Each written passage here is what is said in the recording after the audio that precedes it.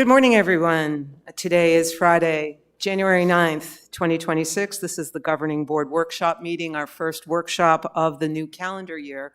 So happy New Year to you all. My name is Christine Novello, Governing Board Director and the President of the Governing Board in this fiscal year. Thank you for joining us this morning. I've called this meeting to order, and I invite you to now stand if you're able and join us in the Pledge of Allegiance. I pledge allegiance to the flag of the United States of America and to the republic for which it stands, one nation, under God, indivisible, with liberty and justice for all.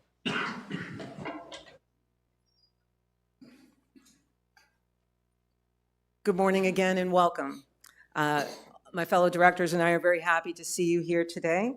I can establish quorum. We have 8 of our 9 directors. Director Sandra Forsey is not able to be with us today, but we are certainly at quorum. It's wonderful to see you all. I hope to see you all again at all of our meetings going forward. And in that light, I'll read to you our standard meeting procedures.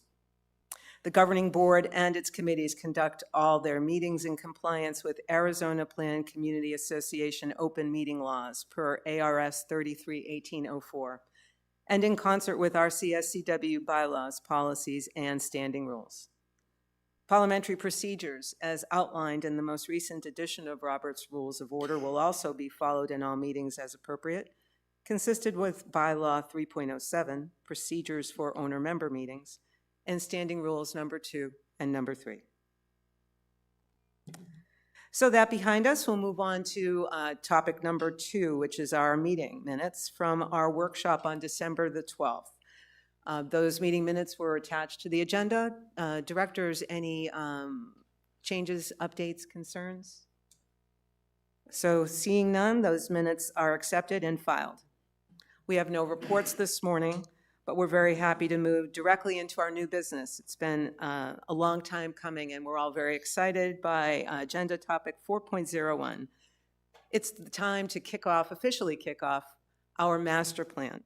So again, this is something that we as an association have been looking forward to for quite some time. We are all very excited, governing board directors, and I would assume all of our residents as well. So on behalf of the board, I'm happy to welcome the folks from Berry-Dunn to come to and tell us a little bit more about the project and their plan. So I believe we have Jason Neck, who is going to lead us through this. Welcome, Jason. Welcome to Sun City West. Thank you so much. Hi, Jason Genk with Berry-Dunn, and I am so excited to be with you here today. And next week, we start the formal kickoff of the planning project, and I hope to have the opportunity to talk with every one of you and community members, because this planning effort is all about you and all about the community. So thank you for giving me your time. Board, really appreciate this opportunity to speak at the at this meeting. Just very brief on our project team, just to kind of, who's Berry-Dunn and who are we? We are a national consulting firm. We specialize in wellness, active living, as you can see, partners here, golf, recreation, data, research, and a host of other things. We've been around for over 50 years as an organization, headquartered out of Portland, Maine, but we do have an office in Phoenix here locally. And we do very similar types of planning for great organizations and communities just like Sun City West. And we're ever so thankful that you gave us the opportunity to collaborate with you on your future. Just a little bit more about Berry-Dunn, because again, this planning is all about you, not us. But again, just want to get familiar with who we are. You're going to be seeing a lot of us and a lot of our team members. But we are a full service firm. We have every arm of local government, as well as everything from universities to wellness to general school, secondary ed, and whatnot. And why that's really interesting is that we have the ability to pull in expertise from all facets. So if, for example, there's a crime, a public safety issue, we have former police chiefs on staff that we can call in to say, hey, what do you think about this? So we bring that additional value. But we really are called to service. Every one of our consultants has been a practitioner doing similar functions as team members, so either as board members or practitioners, managers of facilities, of programs all over the country. So we bring that to our planning efforts too. A boutique approach, we don't have a single plan that looks the same for all of our clients. It's very much customized for Sun City West, and you should expect that from our efforts, and we're very excited to bring that to you. Very important partners. We have architectural partners, BRS. We partner with them on all sorts of great projects. They'll be conducting the facility assessments to look at your structures, to help with your informing your capital plan, help informing recommendations on investments, those sort of things. Also, National Golf Foundation. They are the experts in data and information as it relates to golf throughout the entire nation. And we know golf is a very important component of Sun City West. And so our partners with National Golf Foundation will also be on site helping inform the process. And NGF and ETC will also be, and I'll talk about the engagement here in a minute as far as how we're engaging your community, but our statistically valid survey partner, all they do is statistically valid surveys. ETC, they do this work all over the nation. They'll also be conducting survey research with your community. I know you just did a member survey, I think, recently, and so we don't want to survey everyone to exhaustion, but we'll be smart and nimble about asking questions, making sure we're representing you as best as we possibly can. And as I said, we have been in your shoes from the standpoint of board members, practitioners, living in active living communities, those types of things. Now, to be clear, that never means Barry Dunn knows your community better than you ever will. We don't mean that. But from an outside perspective, to help you and facilitate a process of a planning effort that really is your own, we do a good job at that. So why a master plan? You're thinking, why do we even need this? We just did a strategic plan, I think a year ago-ish. And by the way, one of the items in that strategic plan was actually to do a community-wide master plan. So that's a good thing for the ward and for the community as far as a follow-through. But it's really setting that vision, setting the vision. We've already had some preliminary opportunities to interact with the community, very preliminary, because again, the formal kickoff is next week. And the things that we've learned, we're not here to force change or do things a certain way for a consultant. We really want to help the community identify priorities. So you really are making the best decisions for your next 10 years, a longer term vision, but also maximizing your limited resources. I always say, in organizations and even in government, what if this was your own, and it is your own personal checkbook? How would you be using the resources then to allocate, for example, for Sun City West? How would you maximize those things? So getting that vision and getting alignment, the organization, the community aligned in the future is sort of what we do and why we're doing it now. You've probably seen these things already. What does Sun City West as a community stand for? Your mission, your strategic plan, focus areas. Just referencing those from the standpoint, we're very mindful. We don't jump into planning without already understanding where you are. We want to make sure we understand where you are and build from that foundation to assist you the best that we can. High-level schedule overview, subject to change. And when I say change, it's pivoting with your needs, not necessarily changing for Barry Dunn, unless you ask us to. But we've created the overall work plan already, which is standard in our planning process. But next week, we are here Tuesday through the end of the week with a number of our team members, really starting that on-site engagement, which I'll talk about in a minute, but also starting the review of some of your facilities and kind of moving that direction. I won't go through all the service areas here, but it kind of culminates with, hopefully, best case scenario, completing the plan in September. There's a lot of steps between there, but that's the general guidance for the planning effort.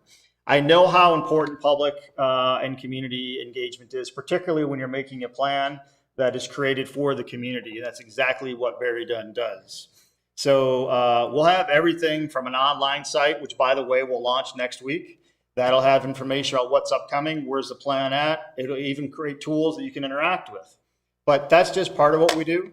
We believe in meeting people where they are. So going out to the clubs, going out to the activities, go out to the non-users of activities and finding out what interests them. And having all sorts of things like events and open houses to attending existing events and activities that are hosted by Sun City West to make sure we're getting to the people. Together, we are a team. I can't emphasize this enough. I've probably said it a few times. Guys, this planning effort is for you. We're just delighted to be here and bring our expertise to help you. So we can help with competing interests and find out what is the very best thing to benefit most as far as a community, and just making sure everyone's on the same page. We bring that expertise, and we're delighted to do so. I know this is a lot to read. It's not intended necessarily for each item to be read, but yes, at the end of all this, we will produce for you priorities, goals, an action plan, capital plans, very much supported by the data, by the engagement of the community. You'll have clear visuals that you'll know what came about from what was the point of this planning effort. You'll see that in your visuals, and you'll have a better guidance to understand where you're headed as a board and as a community to make sound investments. Phase capital plan, I said that a couple of times, but this is definitely one of the areas we'll be looking at. You are very fortunate to have some of the coolest structures and infrastructure of any active living community. The amount of facilities you have, the investment that's been in there, even the surrounding areas, having the local grocery store, you name it, it's awesome. I'm very jealous, frankly. I think it's very cool. And yet we want to make sure that as best as we can, what are some ways we can phase capital efforts just to make sure that you're not ignoring an important infrastructure investment, and 10 years from now, suddenly you're having to look at a very, serious major issue that you could have planned for. Hopefully we'll be able to identify those things and help get you on your way with flexibility, of course, and options. Oops, sorry. Didn't mean to do that, but it advanced it already. So it's moving me along. But so what's next? Well, I mentioned a few times, next week is a formal kickoff. You'll see me and 5 others from the team going around the community. Again, we're here for you. So we're not, I was joking with staff, we're not here to inspect, you or anything like that. We're here to learn from you. We really are. So the launch of the website. So if you could please tell your friends, tell your neighbors, this is all starting. I'd really appreciate it. You'll be supported with engagement collateral, a lot of things you'll be hearing starting next week. But then we go through facility assessments, then all sorts of analysis, engagement. So basically between next week going in through March, a little bit into April, we talked about with staff, largely focusing on let's get as much conversation as we can. But those are the main periods of times we're trying to focus on engagement to inform the process. Everyone can impact the future. I mean, really, I keep saying this is your plan. This is your future. How can you get involved? We want to hear from you. We do. Get involved online. Get involved at the pop-up activities. Talk about the opportunity, attend planning events just like this. Thank you. I'm sure you're not all here for Barry Dunn. I'm pretending you are, but thank you for coming. Connect people and resources. Hey, Jason, there's this group that just is really afraid to come forward, or they're really hard to get to because I can't physically get to a meeting. Can you get there? Sure, I can. Thank you for telling me about that. What's the best way to reach them? Because you guys have the best ways of knowing your community. I sure don't. But just stay engaged. And I just ask that of you to the extent you can, and tell your friends and neighbors. And we are so excited to be here and serving you as Barry Dunn. Board, thank you so much, and really appreciate everything you do as volunteers in servicing Sun City West. Thank you, Jason. We're all very dedicated and devoted. As you learned, you met a few of us during our community visits. And I know that we'll all have a lot of questions, but before we move to any of that, first of all, Stephen, I'm sure you have some items, and can you tell us as well, the website is masterplan.suncitywest.com, I believe, correct?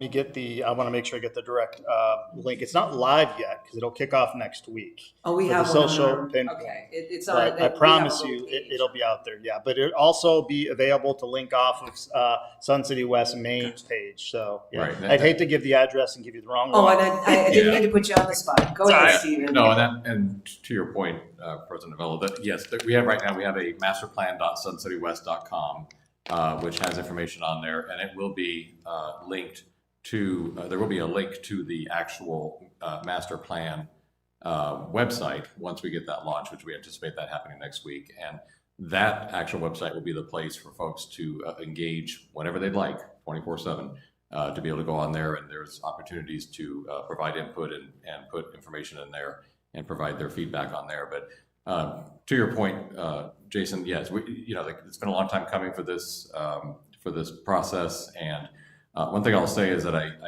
would hope that we can all trust in the process, because it is a process, and there's going to be a lot of things along the way, and we're you know, working with them, with the consultants very closely with Barry Dunn. Sabrina Alvarado has been assigned to this project as the project lead. I'm still heavily involved, of course, but she's the one that's working with them, providing all the engagement activities and events, and there's going to be a lot of opportunities for folks to engage with Barry Dunn. So if there's something that comes up and you don't catch them at some event, then you can certainly catch them at the next one or catch them online. So don't feel like if you miss one thing, you're going to miss out on the whole thing. And there's going to be so much data and information gathered. I mean, we were talking this morning before this meeting. I was sharing with Jason that, you know, our community, which is fantastic, I love it, is very much engaged with everything we do. Perfect example, we just did our resident satisfaction survey and had a tremendous response rate on that.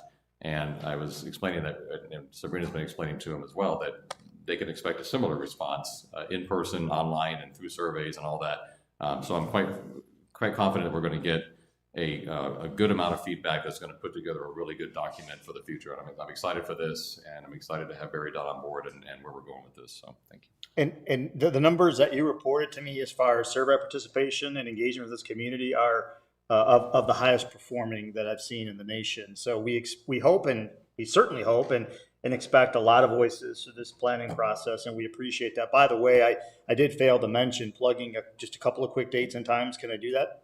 Is that okay?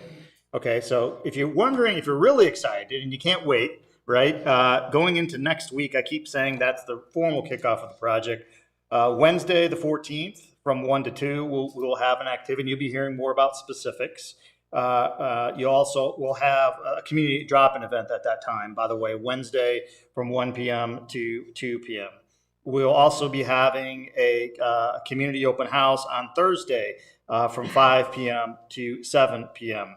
We'll have a community coffee hour drop-in on Friday morning from 8 a.m. to 9 a.m.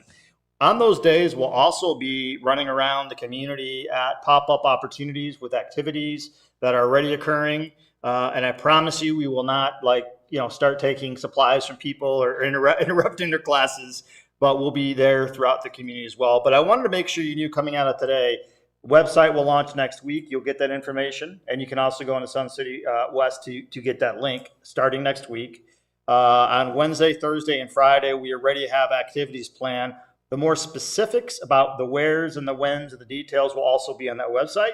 So you'll have all of that. So I will also say, just in all the projects that I manage, I'm not just saying this to blow smoke at the board and staff, but I've never seen a more aggressive team to get to go on getting engagement and things going.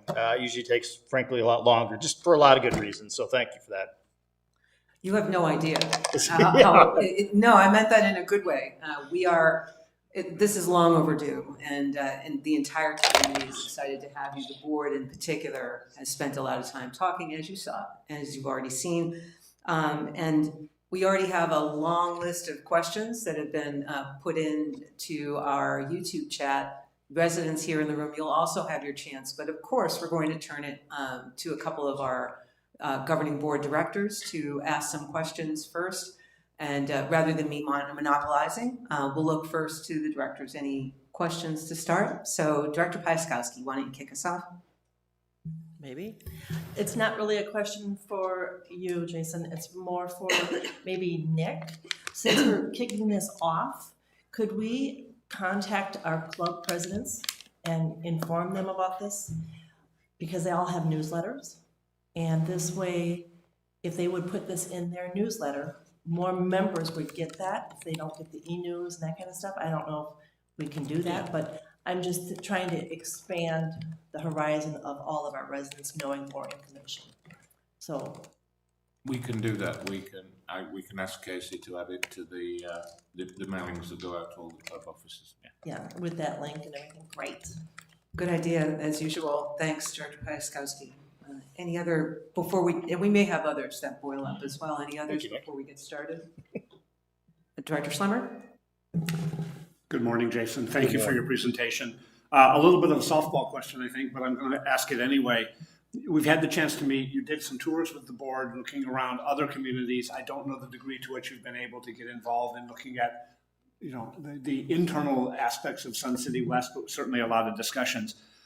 Given your limited exposure so far, do you have some initial impressions that you care to share with us about kind of, what your first thoughts are as you've started to become engaged in the project? Absolutely, yeah. And for the audience and for the folks that are here, in person, online, we did in fact have a tour of other facilities. You may have heard about that already, and I was delighted to be invited to that. And I was just kind of listening and touring, but what I would say best practice to tour other facilities and learn. But some of the things that I'm hearing generally from the community, and to be clear, this is very preliminary.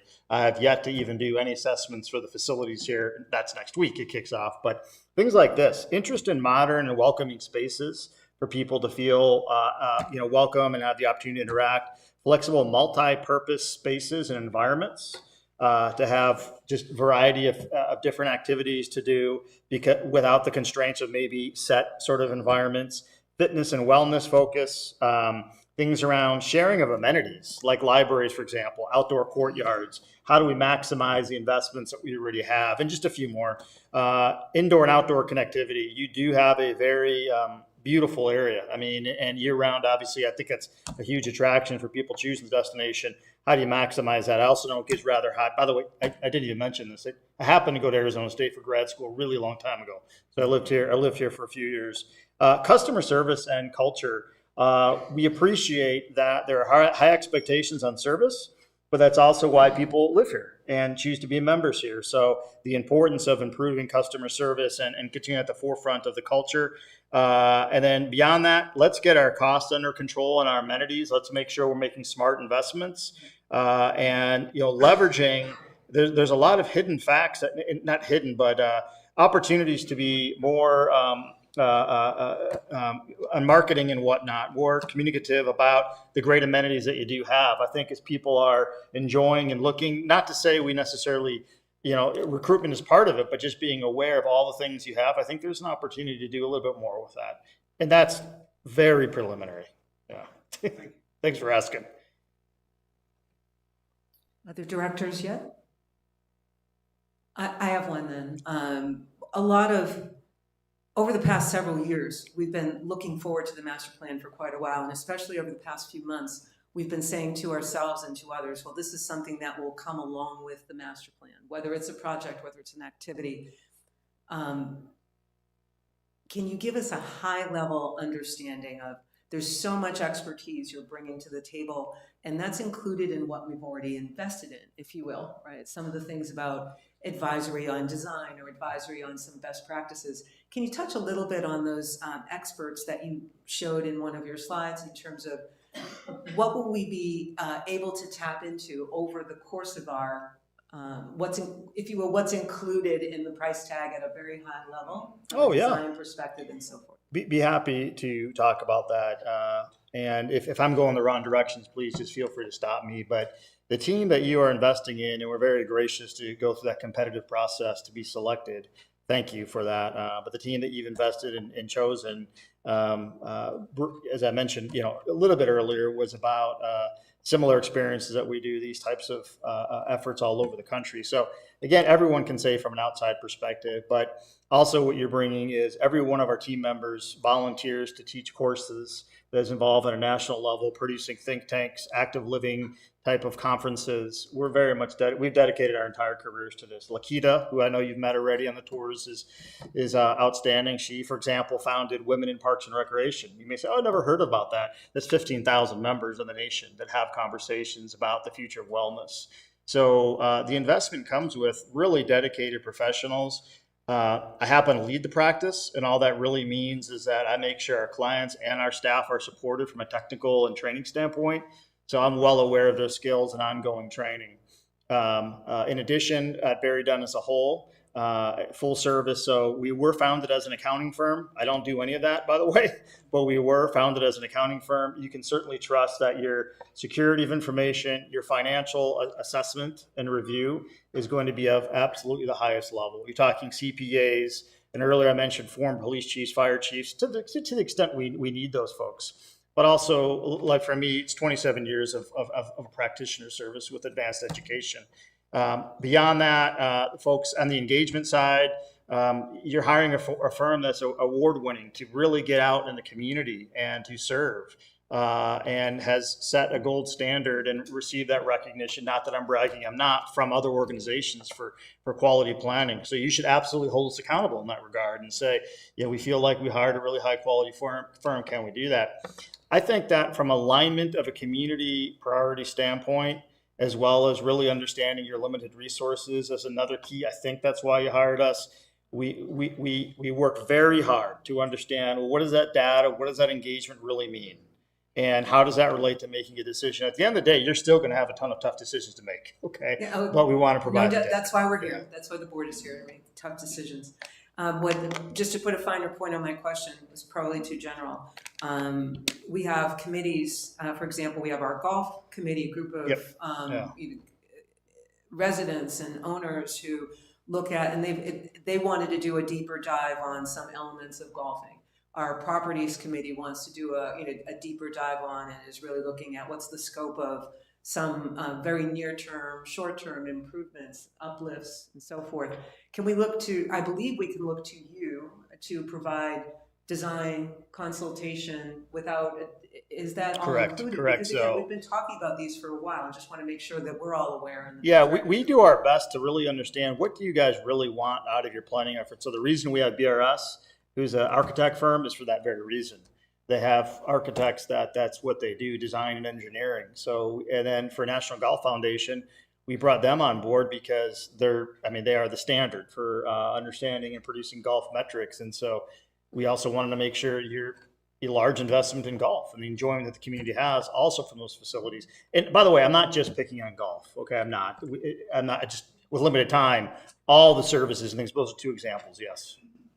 Well, and I didn't mean to just single it out, but I know that so many of our residents and we as directors have put a lot of our efforts, if you will. There's a lot of pent-up demand.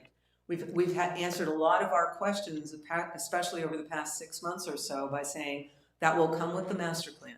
So again, some of this you're going to have to help us manage our expectations. But just so you're aware, we have very high expectations, and there's a lot that we're going to be looking to you for. So I'm sure you're up for that. Just wanted to make sure. So with that, any other, before I turn it to residents, directors? So here in the room, I know we have a bunch online. Any questions from anyone who's here in the room?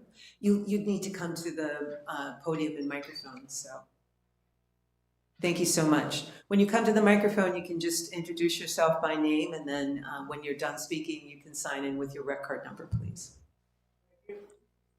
Yes. Good morning, everybody. My name is Cynthia. I've been in Sun City West for 5 years now. And I just recently retired, so this is my first opportunity to physically be here. My question to the board is, I have submitted basically a complaint and suggestion for the rec centers when it comes to the TVs in our rec centers. And my concern is that some of the shows that they displaying is partisan to a certain party. And I see that our Sun City West is more diverse. And my concern is that if we can limit certain shows, certain channels in these facilities, it will bring a good harmony as far as the diverse community that we're starting to have. I brought that concern to one of the managers, and they said that all the rec centers have the same channels. And when I looked at all 5 centers, and I have been to all 5 rec centers, there are different channels in each one. For example, Palm Ridge has HG and Me Too channels, but then Koontz up the street have CNN, Fox, and then right here, they have CNN, Fox, and a couple other ones, which sometimes bring contentious conversations or tensions within those facilities. Just to bring harmony, can we have one centralized where it's no news, maybe just HGTV, sports, or whatever, so we won't have that, I guess, that contentious conversation? I'm sorry to interrupt you. I'm sorry. No, please don't apologize. What was your name again, ma'am? I My missed- name is Cynthia. Cynthia. So if you wouldn't mind, Cynthia, what we do is take questions on or discuss the topic at hand. I apologize. So, no, do not apologize. It's your first time here, so welcome. What I'd like to do, if it's okay with you, I'd like to put your question just on hold till the end of the meeting so we can Okay. stay focused on the master plan and strategy for now. But please be assured, assuming you can stay for a while, I'd like you to repose that question or we will answer it toward the end. Okay, thank you. So if there are questions from residents here about the master plan kickoff, please feel free to come to the, and thank you again. I assure you we'll get to your question. So we have someone else who's coming to the podium now. While you're coming, sir, I'm going to at least start answering one of the online questions. Oh, you were fast, never mind. That's all right. That's No, a go long right way to ahead. travel. You were fast. Okay. So please, introduce yourself, Yeah, please, by name and rec card number. Good morning. My name is Mark Shadowins, and I'm a resident here at Sun City West just recently over the last few years. And first of all, I'd just like to thank the board for the time that they put in. I know it's a kind of a volunteer position, and there's a lot of work involved in doing that work. And in results to the master plan, I guess I just want to encourage that not only are we looking at our facilities and the rec opportunities here, but I'm hoping we're taking a look at some of the other issues that affect this community. And one being sort of the walkability, the bikeability, the traffic that has now become sort of what I understand is kind of a pass-through from kind of Bell Road to Grand Avenue via R.H. Johnson. The potential for the rail yard development, the potential for the Hillcrest community development.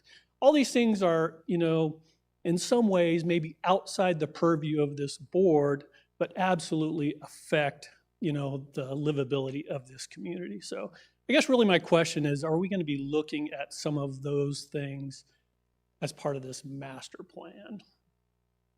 Stephen, do you want to take that? Yeah, I'd be happy to. So the master plan will focus on our facilities, on our amenities, on our activities.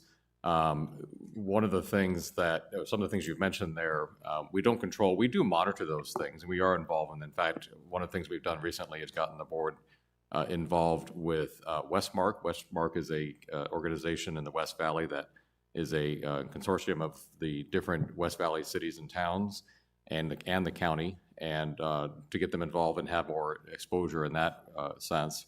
And also the ability that they also do some of the lobbying for the West Valley. So to make sure if there's a concern that we have, that's our avenue to address those concerns. The master plan really is about how do we, in the future, allocate resources, where are we going to put those things, the amenities, what are we going to focus on, what does the community want now, what are the incoming folks that are retiring, the next generation, what are they going to want? That's the focus, because the challenge is we're not a city, so we don't control any of those things that you're talking about. We can have influence as much as we can, and we use PORA for that avenue as well. PORA is the local organization that talks about those things. We also do work with MAG. MAG is Maricopa Association of Governments. As a former city manager, I have contacts with folks at MAG. In fact, they're going to be coming out here on, when's our mid-year? The 15th. Yeah, next Thursday? Wednesday? Thursday, sorry. Sorry. Next Thursday, we'll do our mid-year update, and then Maricopa Association of Governments is going to come out, and they're going to be talking about to give an update to the community on the efforts there at the Grand 303 intersection. And they're also going to talk about the, what's the other connection? The Deer Valley? I forget what It is El Mirage Road up to El Mirage, 303. sorry, El Mirage Road, thank you. They'll be talking about that as well, which is actually another phase of that process as well. So I know I'm kind of all over the place, but the short answer is the master plan does not address things other than our facilities, our amenities, our things that we control as the recreation centers of Sun City West. Those things, though, are not ignored, is my point. Yeah, I think so the master plan itself will focus on our own facilities, but as a part of the governing board's purview, we know that we are leaders in the community, so we're doing some more outreach to get the name of Sun City West out there, to understand, to make sure that we are advocated for. But again, we all, as residents and as a board and as an association, we look to PORA to really lead a lot of that interaction on, if you will, outside legislators and so forth. We're taking more of a proactive response, but the master plan itself will really, by its nature, we're funding, what are we looking at, what are we funding as owner residents, excuse me. Okay, thank you, I appreciate it. And then I do encourage this board to, PORA does a fine job, but I would encourage, just because of the influence of this board, to, take a sort of I wouldn't say a bigger approach, but just please stay involved in those things, because they do have a very negative impact on this community, so. We Thank you. understand and we hear you. So thanks for the comment. So if there are other questions, feel free to line up at the podium. Otherwise, I'm going to start reading some of the questions that came in online. Resident is Gary Bach, 135435. Last time they did a survey, a few years ago, they sent out email questionnaires and only got about 5,057 responses. They also did a few town halls with a total of 84 residents. So how will you get more responses? Good question. Thank you. So we look at we create what's called a comprehensive engagement plan. Not that I'm trying to get technical, but we worked hand in hand with staff to understand what are some things that have worked before, things that haven't worked so well, and what are the areas in the community we really make sure that we focus on. So we don't just rely on a survey, although yes, we'll have a survey, or the statistically valid survey, but yes, we'll have that. It's the multitude of tools that we use. It's going to our people and having these conversations.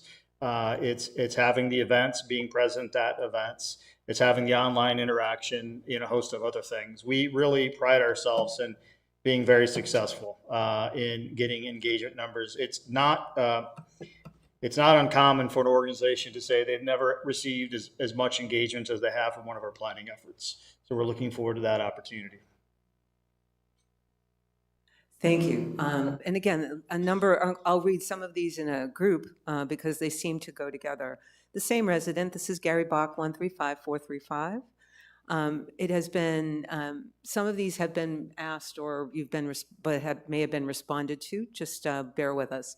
It has been mentioned during some previous meetings that an item will be on the master plan. So will there be an initial set of items for people to vote on or comment on? Will residents be able to add items to the master plan? And if residents are allowed to add items to the master plan, how will it be determined if others are interested? Yeah, great. Isn't that master strategic planning at its finest? So excellent question, very perceptive. I think we don't ignore the past, and we certainly take our first step at understanding what data, what practices have already been done. That's really important to the start of any planning process, to understand where those priorities are, what's the current status, what has worked, hasn't worked. But yeah, we definitely want to look forward. We want to look at the future, and we don't want to limit any response or area of ideas. As a matter of fact, the gentleman that just spoke about what about the region, one of the tools is a map, an interactive map where you can drop pins on like maybe an intersection or something. You could say, you really need to look at this. You can even put a photo on there if you want to. So it's really understanding, appreciating, documenting the past, but also generating really what you'd be focusing on. What can we control, right? What can we influence over the next 10 years? And then sifting through those priorities. And the consultants are here to facilitate. I'm not necessarily here to say one priority is more important than the other, but that's through the visioning phase. So after the data analysis and everything is collected and it's very transparent, informative to the community, we bring all these findings. Based on the data, this is everything that we've learned. Let's create a vision. What does this mean? So that's how that's at a very quick level. I could talk about this for hours. I won't, but that's how it's done.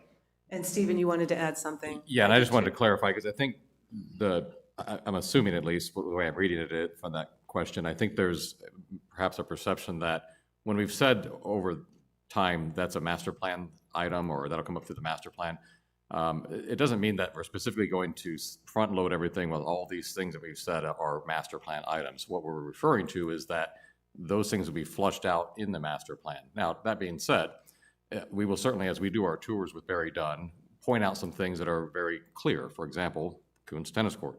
We're going to point out to them, that's, here's an opportunity right here. But what I want to make sure that is very clear that, there isn't like this list of all these things that we've said over the past as things that have to be addressed necessarily. What we've said all along with the master plan is that'll be flushed out through the master plan as far as priorities.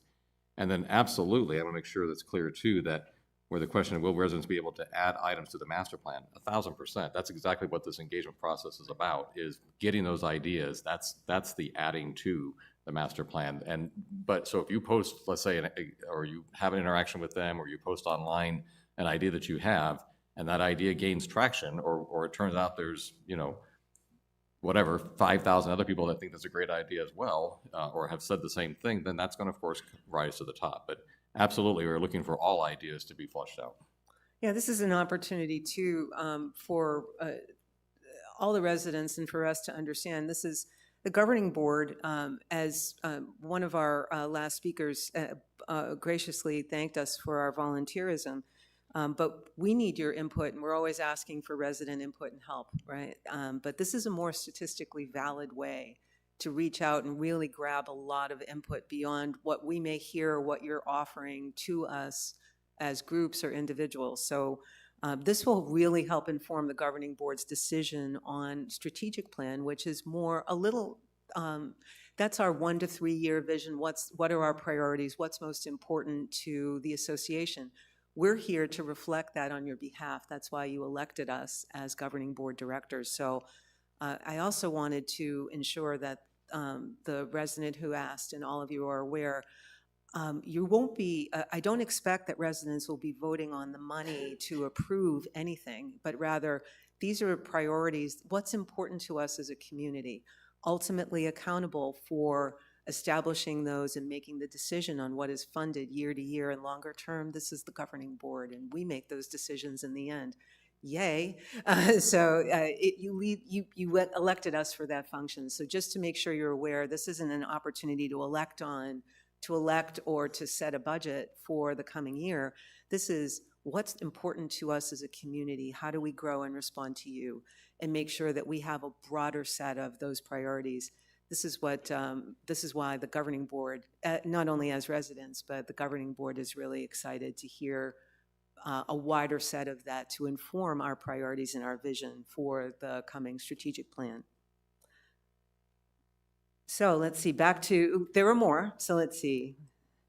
Will there be, this is still Mr. Bach, 135435. Will there be anything in the process to determine the viability of an item?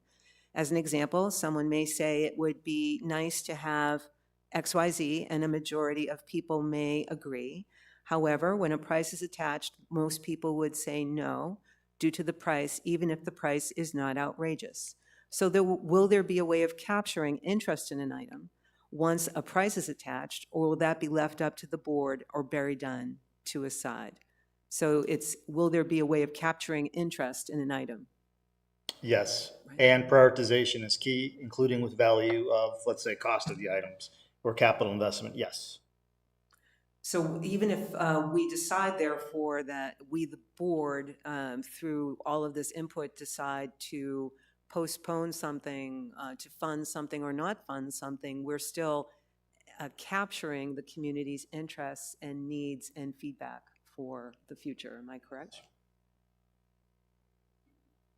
And what will be happening at the master plan drop-in events? You mentioned there's one coming up on Wednesday, the 14th, another one on the 15th, and another one on the 16th. And by the way, residents who are interested, these are occurring during the afternoon, during the evening, and during the morning, which is great. We get a wide variety then. So what will be happening at these events? Can you give us some more color there? Yeah, at the open house type of events where the community might be stopping in, and we hope that you do, we typically have stations for you to interact with, a map of the entire community, to jot ideas about things that are challenges, opportunities, weaknesses, threats, kind of like a SWOT opportunity, strengths, weaknesses, opportunities, threats. The consultants will be there to have sit-down conversations with your input. other ways to provide commentary, survey type information, but it's not like a lecture or anything like that, just to be clear. We don't just run a presentation and say, we're done, check. We're there to interact with as many people as possible. So it's very much an interactive, and we have different tools that we use because we're trained facilitators, and we know that not everyone wants to have a sit-down conversation for whatever reason. So we have other tools that are in place. Thank you for that, and thanks for all the great questions from our residents here and online. So are there any other, based on the responses that we heard, directors, back to you, did that prompt any other comments or questions? Yes, Director Pyska. Can we make sure that your dates that you just gave us and times and places are in our new e-news next Wednesday or this Wednesday, if possible? Next Wednesday? Yeah, thank you. We were getting nods from the back of the room, so thanks. We have another resident who I believe is stepping up to ask a question or make a comment about the master plan.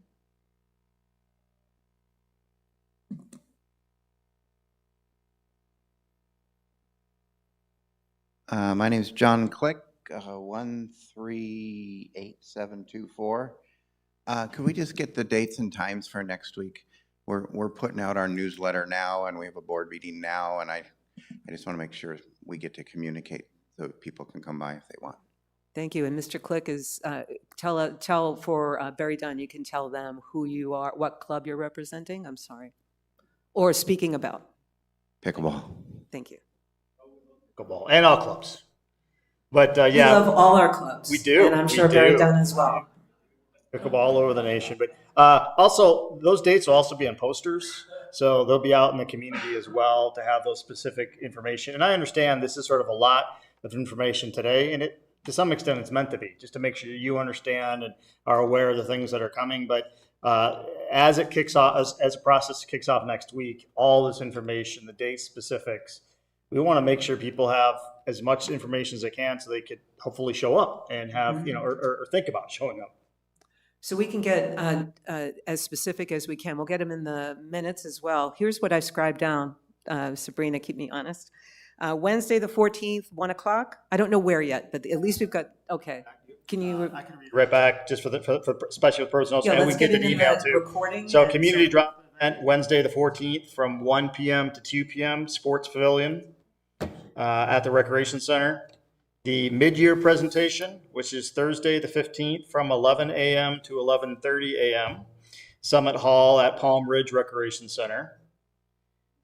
Community open house Thursday the 15th from 5 p.m. to 7 p.m. at the Activities Building at Palm Ridge Rec Center.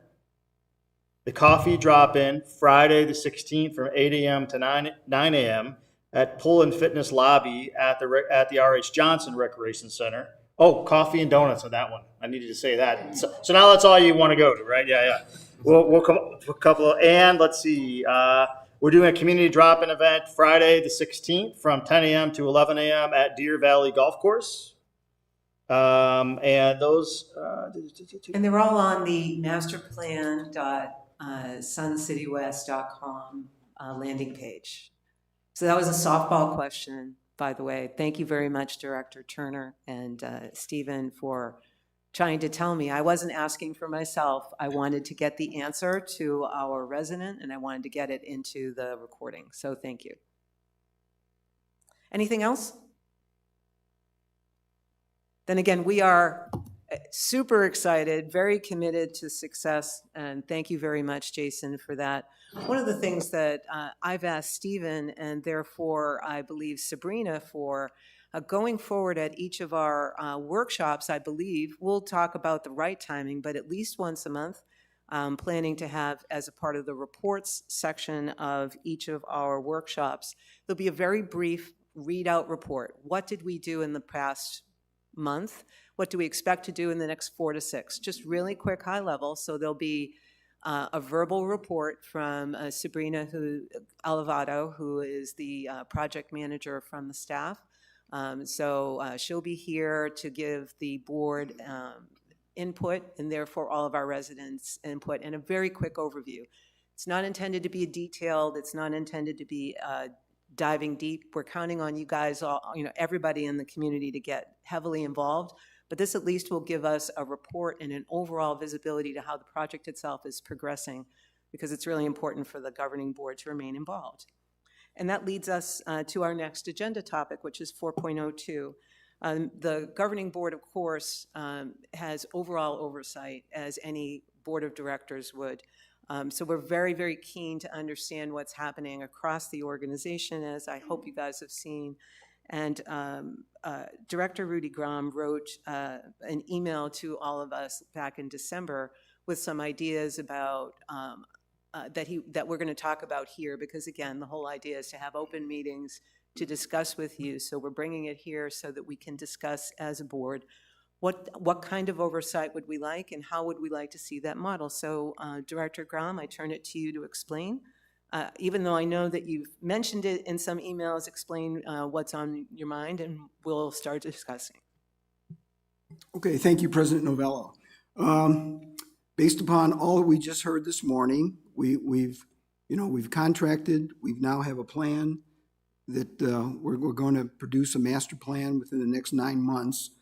And as you just said, the ultimate responsibility for the completion of this, I feel, resides with the board of directors. So how are we going to ensure that the board is actively involved in all phases of what's being done by Barry Dunn?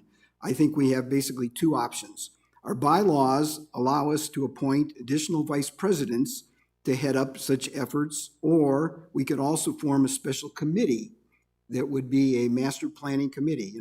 It would only exist as long as needed, but I see that as our two potential options, because as you just said, staff has appointed a project manager, and I feel the board of directors must also have a specific point of contact to work with both Sabrina and Barry Dunn to ensure they remain on track. What we heard was this whole project is going to be dependent upon the inputs that we get from our owners.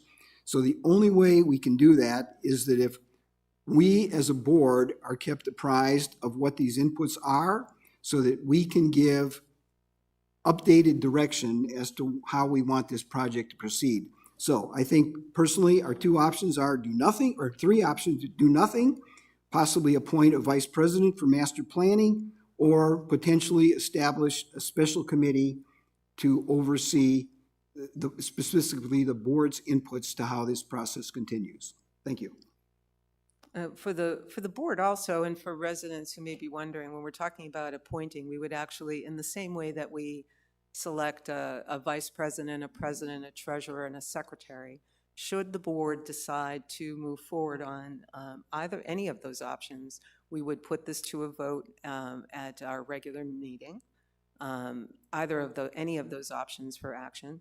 If we were to wish to create a vice president role, it would be from within the current board. It would be for the duration of the board's fiscal year, right? And again, if we did choose to take that option, we would, when I say elect, it's from within the board. We would have a similar kind of process that we have each year when we elect our officers for the board. We would elect from within the board someone who would take that forward for the rest of this year. And again, if we wanted to take that option, the board would hold a similar vote when it organizes itself for fiscal year 26-27 to establish the office and to elect the officer. I know that a couple of you had asked, and that's generally how it would work. So now I'm looking to the rest of the board directors to, how do you feel about oversight, and how do you want to see us moving forward?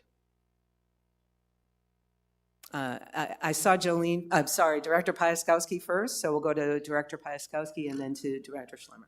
I do believe it's a good idea. I'm not too sure we need a committee because we don't need another meeting, but I think it's important that Sabrina can talk to a board member and vice versa, that we have contact as opposed to having to go through, everyone. But I do support this because it is a huge dollar amount and it's a huge plan. So the more the board can be informed on what's going on, I feel the board will be better serving our community. Thanks for that. So supporting the concept of having the point of contact at this point. Director Schlemmer? Thank you, President Novello. Thank you, Director Piaskowski, for your comments. I echo very closely to what Director Piaskowski said. As you think about these two things, I don't believe a committee is the right course. And the reason I don't believe that is, given the presentation we had from Barry Dunn, it's very clear that they are going to engage various aspects of this committee in various aspects of the master planning process. I believe that's the right avenue so that they can reach to the constituencies that are most impacted by those components, as opposed to a limited committee of the board that would be maybe less likely to be experts across a broad spectrum of areas. So I think the right approach here would be to have a role on the board, be it a vice president or whatever, that is working directly with the project manager and the consulting firm, as well as our general manager, to be engaged in the process. I do think we have to be careful.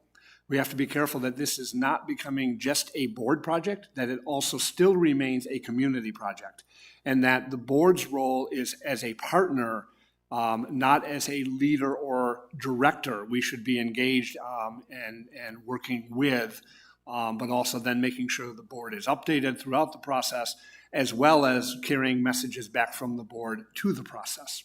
Those are my thoughts. Thank you. Thanks for those.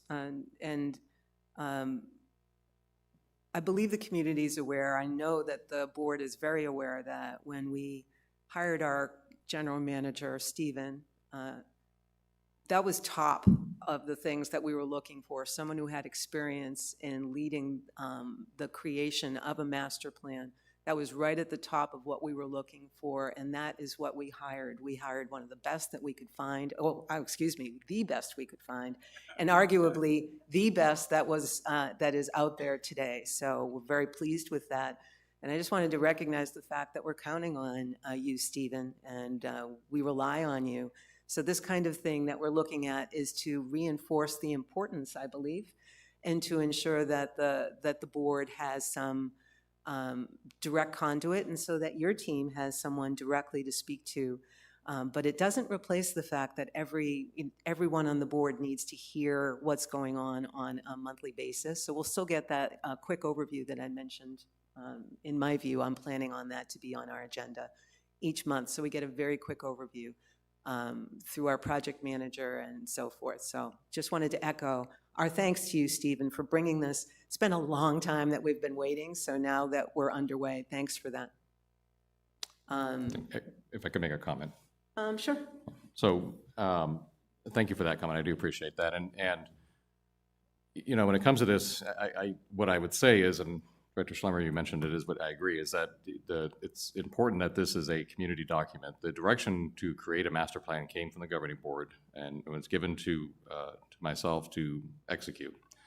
I'll be honest, I do have concerns about having this. So first of all, from a reporting standpoint, the project manager, Sabrina, reports to the general manager, and that will create, I believe, some friction. Once the governing board gave direction to myself to create this, it became an operational item. And certainly the governing board is going to have insane amount of opportunity to be involved. And everything that we do will involve letting you all know when things are going to be out there. And I will certainly hope, and I'm sure that you will, participate in those things along with the community, being at these events and providing your input.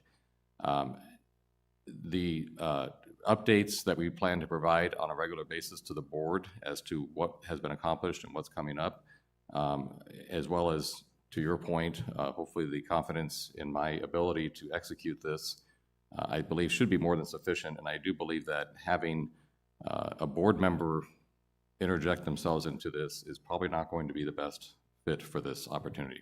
Now, that being said, you guys are welcome to do what you would like to do.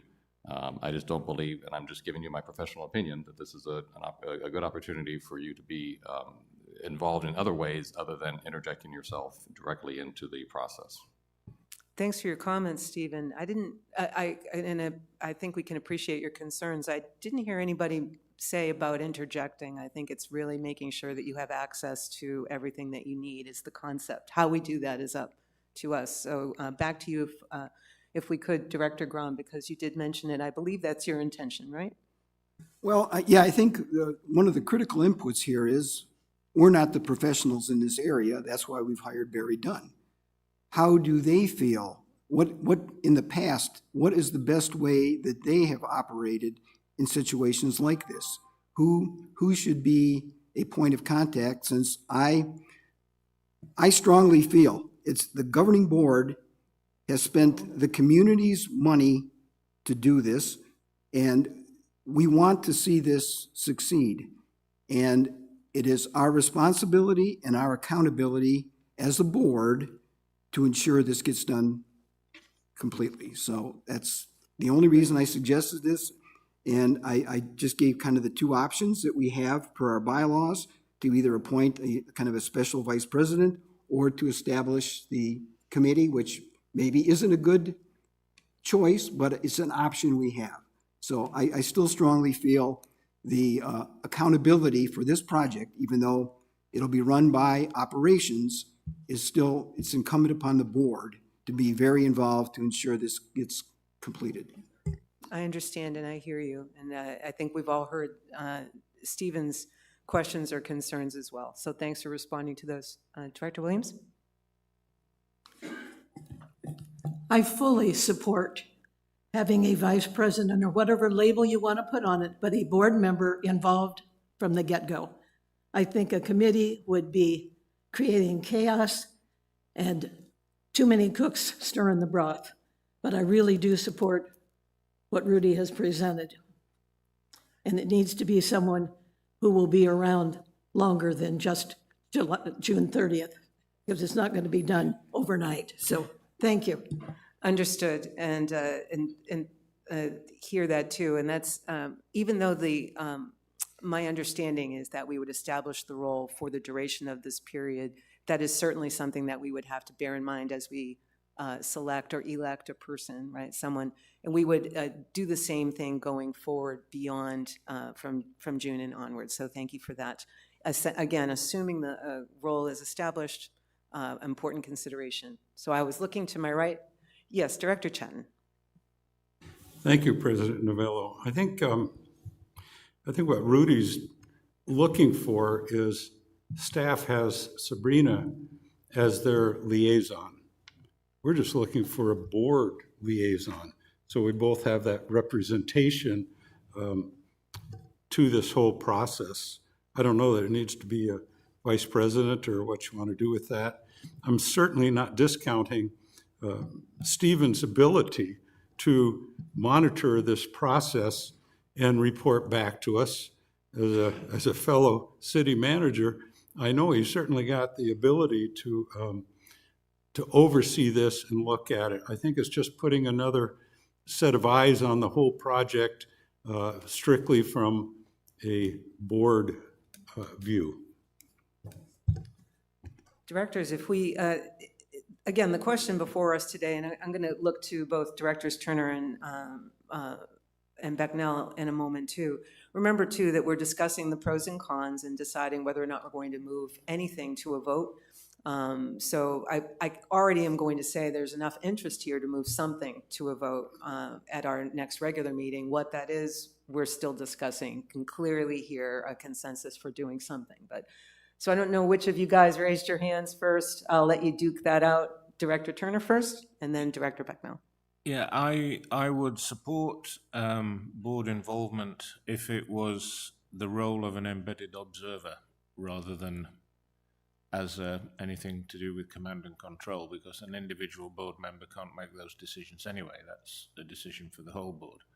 So if it's another pair of eyes, an embedded observer, that I would support. And the other one is more of a general comment, which is to Sabrina and Barry Dunn, is the opinions of a board member on what we should be doing with a certain area or how we should rebuild a rec center or whatever we do, it should be the same weight as any other individual member of the community, and they shouldn't be given any extra weight simply because we're a member of the board.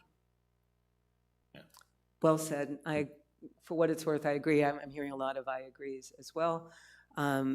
again, should we move something forward, we would need to be very clear about the intention of the role, because I myself share some of the same concerns. We already have a project manager, we have an overall, a general manager who we've tasked with the responsibility of moving forward. If this is someone who is the point of contact and so forth, we'll have to get more specific about what it is we're intending to do. Director Becknell? Thank you, President Novello. I support this position based on the fact that this is a very short-term project. We expect to do a tremendous amount of work in a 9-month period, and there's a lot of moving parts. And so I think having a member of the board that is in tune with what's happening on a more regular and constant basis, which I know that we're going to be asking a lot of whoever that person is to up their ante for their volunteerism to the board to do that. But I think that having that person on the board, they would be able to make an objective decision in the middle of the week, in the middle of the month, whatever it might be, to report out to the board that there's something that has caught their attention that they think needs our attention to call a specific executive session or so on. So for those reasons, because of the short-term length of the project, the amount of work and things we expect to get done, I think that having that person there would be good for us as a board. I'd be comfortable. So, directors, as I mentioned, there's clearly, we're not holding the vote today, there's clearly interest in doing, quote, something, right? So the first thing I'm going to ask consensus on, I hear, or I believe I've heard consensus that a committee is not in our best interest at this point. So I know that that's a negative, but do I have consensus from you that committee is off the table for this moment? So we're looking at establishing some kind of a conduit role. Am I correct on that? Do I have, we'll look around, whether it's yes or no, we'll still have the vote, because again, we're not voting now. But there seems to be consensus that a role of some sort is indicated. I've heard from several of you to that effect, correct? Director Schlemmer? I just want to make a potential clarification in what you're suggesting. I think the consensus is to put this as a item on the regular meeting of the governing board, but I don't think we're at a point where we're agreeing that we're going to create, because then there's no need for a vote. What I'd like to say is, because I do believe that our general manager has raised a very valid question and concern, and so I'd like to have some time to digest that myself.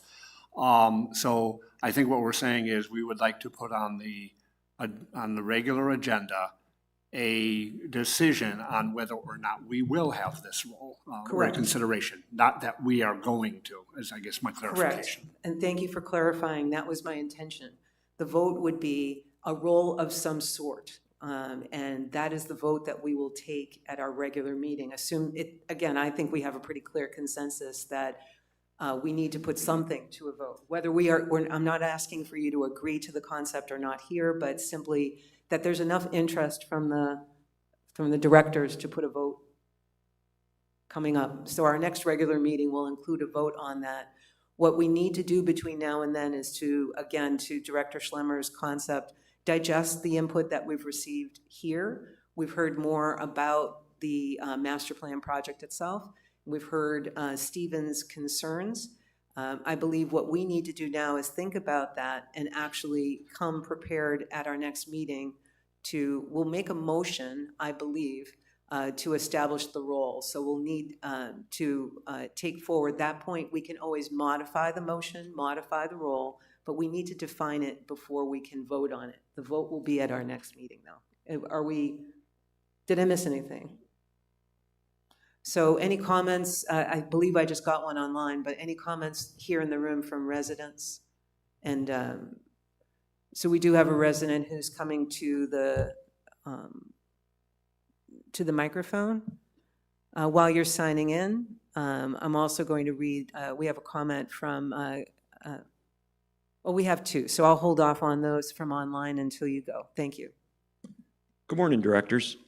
Jim Scott, 404-675 I'm going to take the opposite side on this one, only from the standpoint that I don't see how what value that would bring to the process. From the presentation that Jason gave us, my conversations and with Sabrina and Stephen and the other ops folks, in all of their presentations on the committee and the governing board, I've got faith in them. And, you know, I guess I kind of scratch my head how we can write a check, give them a blessing for, you know, a $500,000 retrofit in Beardsley, no questions asked. But yet with this, we want to kind of keep our fingers in it. I think it would be best to just let the process go on its own merit, and I feel very comfortable that it's in good hands. And I don't see the added value or necessity of another chef in the kitchen, if you will. Thank you. Thank you, sir. And again, it's something that I'm sure we'll all consider when we make a vote at our regular meeting. If there are others in the audience who wish to add, you're welcome to come to the microphone. We'll start reading a few of the comments from online now. Bruce Lees, 135422, says, I support a board member be designated to provide oversight over the staff. The board answers to the community, and the staff answers to the board, and can't be allowed to be unchecked. Well, Mr. Lees, nothing that happens is unchecked, and the governing board does have some broad oversight, just to assure you and any other resident. But there's also a point where the board has, we define what is important, and we trust that the general manager and the staff we've hired is absolutely doing the right thing. The challenge, as all boards have, is how deeply do we get involved? And the answer is we try to stay in our lane, right? We do try to stay at the level of strategy and oversight. This is something that's so important to this board, as you heard, that we are trying to come to a decision as a group on how we're going to actually accomplish that goal while still staying out of the way of the process, I believe. But again, we'll decide that at our next meeting. And it's very important to us that this project is successful. That's the reason why we're having this discussion. Gary Bach, 135435, says, I support a designated board member be assigned as a liaison for the master plan. Thank you for your comment. And again, we'll consider this as we make a decision at our next meeting. We have another resident who's stepped up. If you could introduce yourself, sir, by name and provide a rec card number 2, please. Good morning. My name is Dennis Vanderplow, 1400990. I like to follow the previous comment. Establishing another ombudsman, vice president, whatever, just adds another level of interference. You have a qualified general manager who has appointed a qualified project leader. Let them do their job. You don't, another input isn't going to accomplish anything. You've already committed a large fund to build this master plan. If anything, the report from your general manager should have some type of accounting. Where is the return on investment? How do you build a return on investment on something so subjective as the building of a master plan?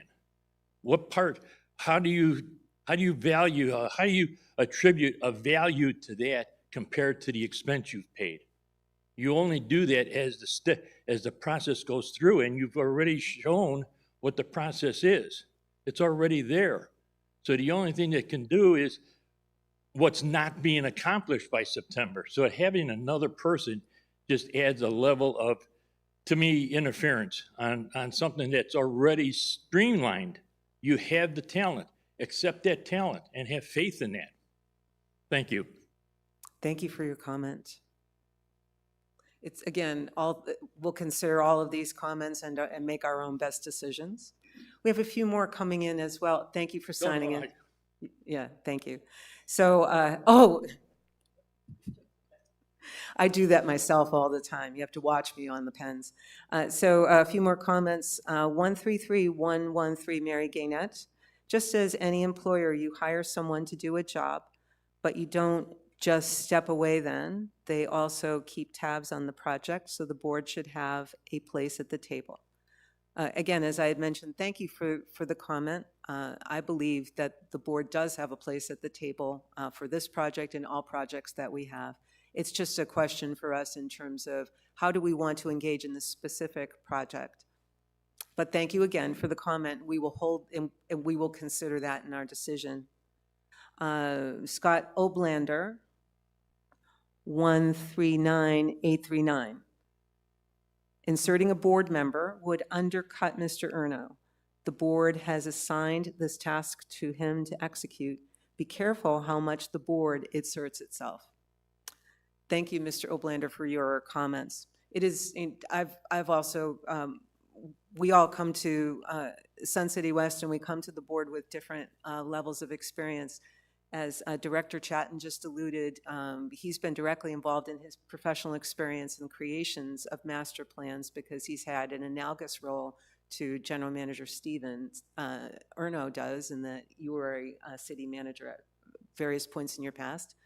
I've served on corporate board of directors, and I look at this more from a corporate perspective. So, and I would tend to agree more with those who are saying we have to be careful about how much we insert ourselves. But remember, it's a board decision, and it's something that we are all going to take to very serious consideration because this is an important, as you can see, a very important project for us.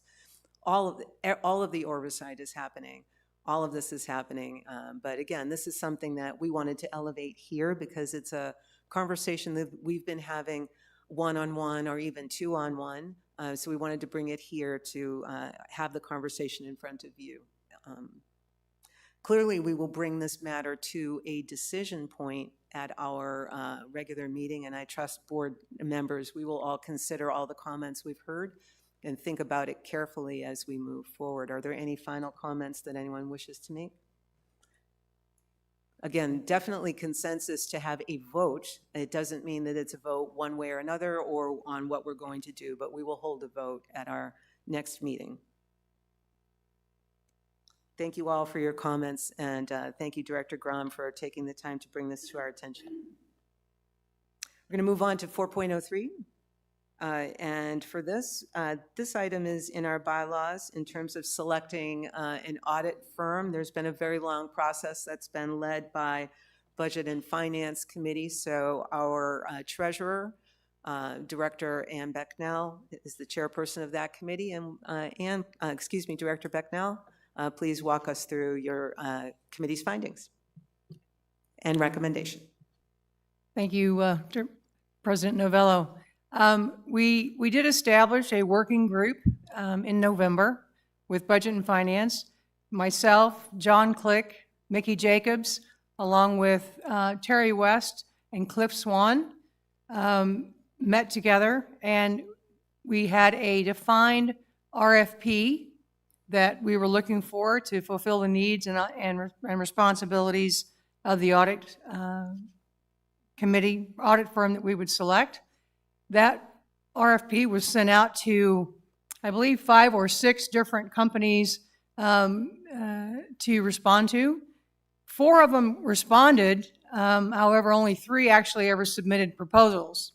So is there something, Cliff, that you wanted to add, or you want to go to the next slide? Okay, thank you.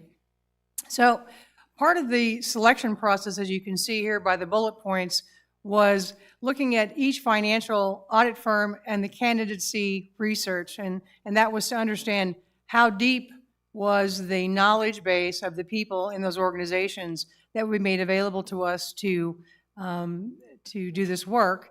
We contacted the candidates for their level of interest. The RFP was distributed. The candidate presentations were received and distributed to all of the members in the working committee, where we reviewed them, and then we held meetings one day, all via Zoom, with the 3 organizations that submitted responses to the RFP. We had a very defined scoring mechanism to help us come together and produce our recommendation. And the recommendation was presented to the Budget and Finance Committee on June the 6th, and it was approved by the Budget and Finance Committee. So in summary, the annual financial statement audit, the IRS and state filings, the 401k audit, and the fiscal year 2026 to 2030. So that is to represent that in the past several years, we've only ever gone out for a 3-year bid, and this year we asked to have a 5-year proposal. That doesn't mean that we have to live and die with this organization for 5 years, but that they have contracted with us at a certain pricing level for those 5 years. So there were 3 firms that we considered: PKF in San Diego, Wallace, Pleas and Dryer, or WP&D as they're known, and Clifton Larson Allen, CLA, who are our current auditors, are the 3 firms that were considered and gave us presentations in November. Again, we graded them based on their depth of their resources, the knowledge of their HOA and nonprofit industry, the fee structure that each one gave, which was very interesting, and the competency they displayed overall. And by that, what we meant was when they gave us their Zoom presentation, how organized were they? How well were they able to present themselves, present their skills, and present the depth of the bench?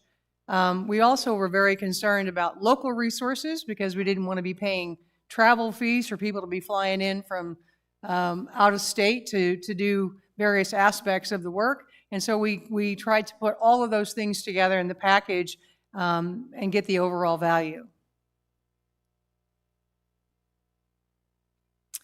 This is supposed to be a drum roll here, yeah? And so CLA, or Clifton Larson and Allen, was the firm that we unanimously selected. And the reasons for that were quite simple. First of all, they had the deepest bench with regards to the type of organization that we represent and the kinds of organizations that they represented. And they had by far the largest base of organizations that were most similar to Sun City West and the ability to perform all those tasks that I showed you before. They also, again, are local. We have worked with them for, I think it was 12 or 14 years now, and we understood them and they understood us quite well. We were very happy. The finance and accounting teams were very happy with the work that had been done by CLA. And in fact, one of the items that came up in the discussion with all the firms was, are you going to nickel and dime me? So if something happens and there's something that pops up suddenly in the tax law and we have a question as to how we should approach that, and I call you and I have a 10 or 15 minute telephone conversation with you, do you know about this? How should we handle it? In the past, we've had those conversations multiple times with CLA. Never got nickeled and dimed, never got an extra bill for that. The other organizations kind of hemmed and hawed around that answer, enough to give us the discomfort level that there would probably be additional charges if the question lasted more than 12 minutes. So it was almost like they were on that timer button that says, well, if the call lasts more than so many minutes, well, then we're going to have to bill you. But we also felt that because of the experience and because of the organizations that CLA represents, by the time we would call and ask a question, they'd probably already received that question dozens of times and already had the answer prepared and ready for us. So we thought it would be, again, the quickest solution to the question that we needed. So at the end of the day, do we have any more slides? We actually did the comparison from a cost perspective, and I don't know if we have that slide in our The package. details are attached if we needed to. It's refer. attached, okay? But CLA, from a pricing perspective, if you take a look at this, was without a doubt the most price effective of all the organizations, not only just in year one, where did they stay most competitive, but then as you look at the prices as it changes up over the next 5 years, you can see where it was very price effective for us, right, for the organization. So our decision was to recommend CLA to continue to be our audit firm for the 26 to 2030 calendar years. Thank you for that. And again, just put a simpler summary on this. The recommendation is to choose the lowest cost, most qualified provider. Right. Yeah. So- I mean, cost was obviously a factor, but it was the presentations themselves and the depth of the bench and the organizations that led us to say, okay, on this score of 1 to 10, this was definitely a heavily weighted factor, but not the single factor. Most qualified and also had the best cost structure. That's right. Cliff? And one thing, the firms that were selected, PKF performs these services for Sun City. So that's why they were selected. Even though they're out of San Diego, they still perform the audit and all these services for Sun City. And WP&D does a lot of golf courses, as well as HOAs. They do Sun Lakes Phase 3, which isn't as big as us, but it's still a good-sized HOA community that has golf courses. So that was the reason for the selections. We wanted to make sure we went out to firms that were familiar with what we do. So directors we'll be taking this up in our regular meeting for a vote, but do you have any concerns with, any questions about the selection process before we move it? Director Turner. I just have one just as much of interest. If CLA had been a little bit more expensive than the others, would you still have selected them? Yes. Yeah, so I think that answers a question about the depth of their experience and the services that they provide. And again, if you'd seen the analysis of the types of organizations that each of those different companies represent, while each of them, as Cliff mentioned, had, I would say, dabbled into organizations very similar to ours and might have been competent to take that up, we didn't feel that the depth of their experience and expertise was the same, at the same level as what CLA had. And we had the experience with CLA, we were comfortable with CLA, and then of course the cost came in and just slammed the door for us. So there we are. The other thing to add, the working group did a fine job, very detailed analysis, the entire committee did, but the two members of the working group are, for anyone who's interested, they're both are now or have been previously CPAs, right? And a very extensive, detailed knowledge about the auditing process. So it was very great to have a couple, these are residents who serve on Budget and Finance Committee. That was, if that's of interest or concern or question, I just wanted to assure our residents of that. We did have a question that came in from online. Any other questions? Anything in the room? So the question online is from Gary Bach, 135435. Do the auditors check things like invoices from companies against checks? Although our CPA or our treasurer can answer this, I'd love our treasurer to describe what that function does every single week and month in terms of looking at, there's a lot of work that the board treasurer does. So can you tell us a little bit about some of that as well as how the auditor functions? Well, I'm not sure if I'm going to answer his question exactly correct. I may have to have Cliff back me up on this a little bit, but every week I receive a printout, a listing of every check that was written to every vendor, and I go through it and compare it, often have telephone calls back to the finance department and ask them, how does this link up with the original cost? Are we over budget? Are we under budget? And we go through quite a few conversations with them. So I don't look at every check under $500 as an example, but I am very focused from the top down, from the high dollar values. We have some vendors that we use quite often, and so I see those checks come through significantly. And even though they come through significantly, a number of times a month, I'm still very interested in each of those checks and the dollar amounts of those checks. So we do quite a bit of analysis, hopefully not analysis paralysis, on the checks that are written, but to make sure that we're comfortable that we're staying in the guidelines. Yeah, Cliff? and I wanted to just call that out because residents may not be aware. We have an amazingly professional team in our finance department. And I'm not just saying that because the CFO, is standing here with control over what goes out onto the internet. But we do know that, and they're very professional. But we have a board member who's looking at this on our behalf, and who, again, that role, the treasurer role, has an awful lot to do that is not as visible.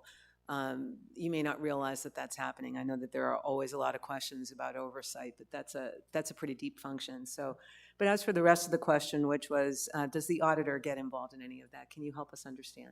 Yes, so the auditor operates off of something called generally accepted auditing standards. And in those standards, they perform testing of the documents that we provide and that they request. They'll request testing documents, and they'll trace those all the way through the process, whether it's a receipt or whether it's a payment. They don't do every one. There's hundreds of thousands of transactions here at the rec centers, but they are sampling and testing those.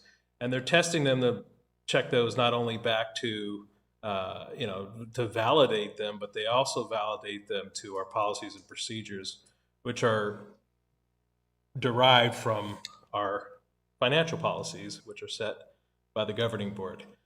Those policies and procedures are at least as restrictive as the financial policies that we have, and a lot of times more restrictive, to make sure that we have controls in place.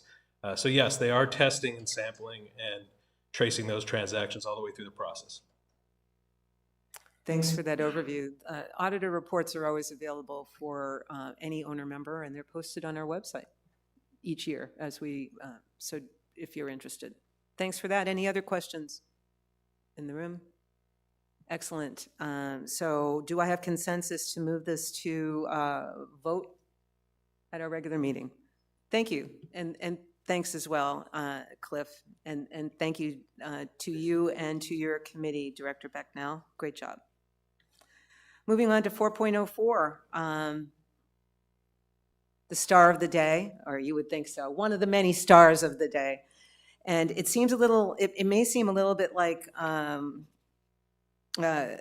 repetition or, Groundhog Day for Herschel, or for some of you who have attended the rest of our meetings this week, because this is the highlight of the week. We've had, I think, 5 committee meetings this week, and committees have seen a portion of this presentation or the entire presentation in the case of Budget and Finance. But this is going to be kicked off by Herschel Workman, who is, of course, our overall capital improvement project manager, who will walk us through. This is our first look as a board at the capital improvement projects proposed for the coming year. So again, first look, one of many that we'll be having over the course of the winter. So Herschel? Good morning, everyone. Yes, as President Novello said, I will be going over the proposed CIP budget for those items that are $50,000 and over. In previous meetings, we've gone over what we call our color blocks, which lists all of our CIP projects for the upcoming year, but I'm just going to focus on these high dollar projects for now. Overall, our proposed CIP budget for this year is $12.5 million, and that's broken down into the different areas that you see there. The new capital at 1.3, repair and replacement for recreation at 2.3, repair and replacement for golf and landscaping at 8.4, and our allowances at $420,000. Starting off with a proposed project for Phase 3 addition of ARC. This was originally budgeted at $960,000 with an estimate from our architect. Our architect will be providing me drawings early next week, which I'll be able to send out to a general contractor for more firm budget numbers moving into the budget process as we go along. These are $100,000 set aside for master plan, architect, and design review. And what these dollars are is, as earlier in the meeting, you met the gentleman who's with Barry Dunn, who will be doing our master plan. As they move through this process, they will be completing this in September, I believe he said. These dollars are set aside as planning dollars for any projects that we want to get a jump start on for the upcoming fiscal year and not have to wait another whole budget cycle to get into those types of conversations. This is a redesign of our suncitywest.com website. This is the public-facing portion of our website portal, and it will move member-oriented content to the upcoming portal. Assisted living audio system for $50,000. This system is a system that we're proposing to install at the Social Hall, Summit Hall, and Stardust Theater, and it's primarily there to help the hearing impaired be able to enjoy their experience, say at the Stardust Theater for a play or anything that they attend there. What it is, it's a system that can work with existing hearing aids, cochlear implants, or we can provide them headphones that they can listen in to whatever's happening at those venues. Golf range dispensers relocation. We are proposing 3 dispensers at Deer Valley, Echo Mesa, and Trail Ridge be located closer to the golf range. One of the issues at these locations is that members enjoying the patio, sitting out on the patio. These dispensers are currently located at the patio, and they're quite loud whenever anybody comes up and uses those dispensers to collect golf balls to go out to the range. So $100,000 we're proposing. It's $32,400 for each location. Courtyard renovation. This has been a recent addition to our CIP plan, and we've looked at it a little bit more in detail at other meetings this week, and we hope to have some firm budget numbers coming up in the future, but mainly what we'll be looking at is providing new furniture, possibly painting, and some additional amenities like fireplaces, portable fire tables at this location. Now moving into the repair and restoration recreation items over $50,000. We're proposing a project at the Palm Ridge Swim and Fitness flooring, shower room, and tile replacement. This will refresh and update the facility, replace the shower wall and tiles, replace the plumbing fixtures, and integrate seating into the wall if possible. That current cost of $173,000, I just recently received a updated cost for this project at $225,000. So moving into future budget discussions, that number is going to change. Beardsley Swim and Fitness lockers, showers, and restrooms restoration at $565,000. This is one of these projects that there's more to it than what it sounds. There's an issue at Beardsley with smell in the restrooms coming from the sewer. We believe it's from either the plumbing behind the walls or in the floor. So this project is going to address those issues. Also, we have an issue in Beardsley with the slope in the shower rooms of the flooring. So that will also be addressed in this project. And we'll be replacing the lockers and putting in new grid ceiling and light fixtures. Coon Stardust Theater curtains. This is valued at $60,000. The existing curtains are not up to current fire code, so as a result, they need to be sprayed every 3 years at a cost of $12,000 with a fire retardant. These new curtains at $60,000 will be per fire code and will not need that treatment every 3 years, so we expect a return on investment of this item in approximately 10 to 15 years. Liberty Field replaced the outfield fencing project. When we originally looked at this project, we were looking to replace the fence at 24 feet high and keep the netting that was installed, but we decided, why don't we just go up to 30 feet with this fence and remove the netting? So we'll be looking at a 30-foot outfield fence from left field to right field. This is going to entail pulling back the AstroTurf that's on the warning track, reinstalling that, removing the entire fencing and replacing the existing fencing with new 8-inch poles every 10 feet, which require new foundation work as well. In addition, the rest of this project will entail replacing the fencing from down the first and third base lines, as well as the AstroTurf and the practice areas along the first and third base lines as well. Palm Ridge, we're replacing the outdoor pool heater at a cost of $51,000. This replaces the existing pool heater, which is 7 years old and was installed in August of 2018. Arc flat roof restoration. This is the existing Arc building. We'll be resurfacing the existing roof material, which will renew our 10-year warranty cycle, which is something that we do on all of our facilities throughout the rec centers. Also at the Arc building, we'll be replacing the epoxy flooring with a new polished concrete finish. As you can see, the epoxy there is worn and needs replaced. Instead of putting a new coat of epoxy on, we'll grind the floors, finish the concrete, and this will preclude us from having to do any future flooring projects in that building. At the library, there's a $87,000 proposal for replacing tables and chairs. As you can see, the existing tables and chairs have been there since 1979, so it's time to update those. The proposal is to put in new tables that are square to allow multiple configurations and flexibility, and lighter with wheels for easier movement for staff to move them around. Another recent addition to our CIP plan has been the platform tennis renovation. We had initially done some legwork on this and recently discovered that we needed to replace the fencing as well. So this project is going to involve the installation of a new post-tension slabs for all 4 courts, upgrade the lighting to LED, install new fencing, and other miscellaneous site work that will address safety issues. That number at $305,000, I just found out this morning that I will receive a new estimate for this next week. But that number may go down and it could go up a little bit, but it's going to be right around $305,000.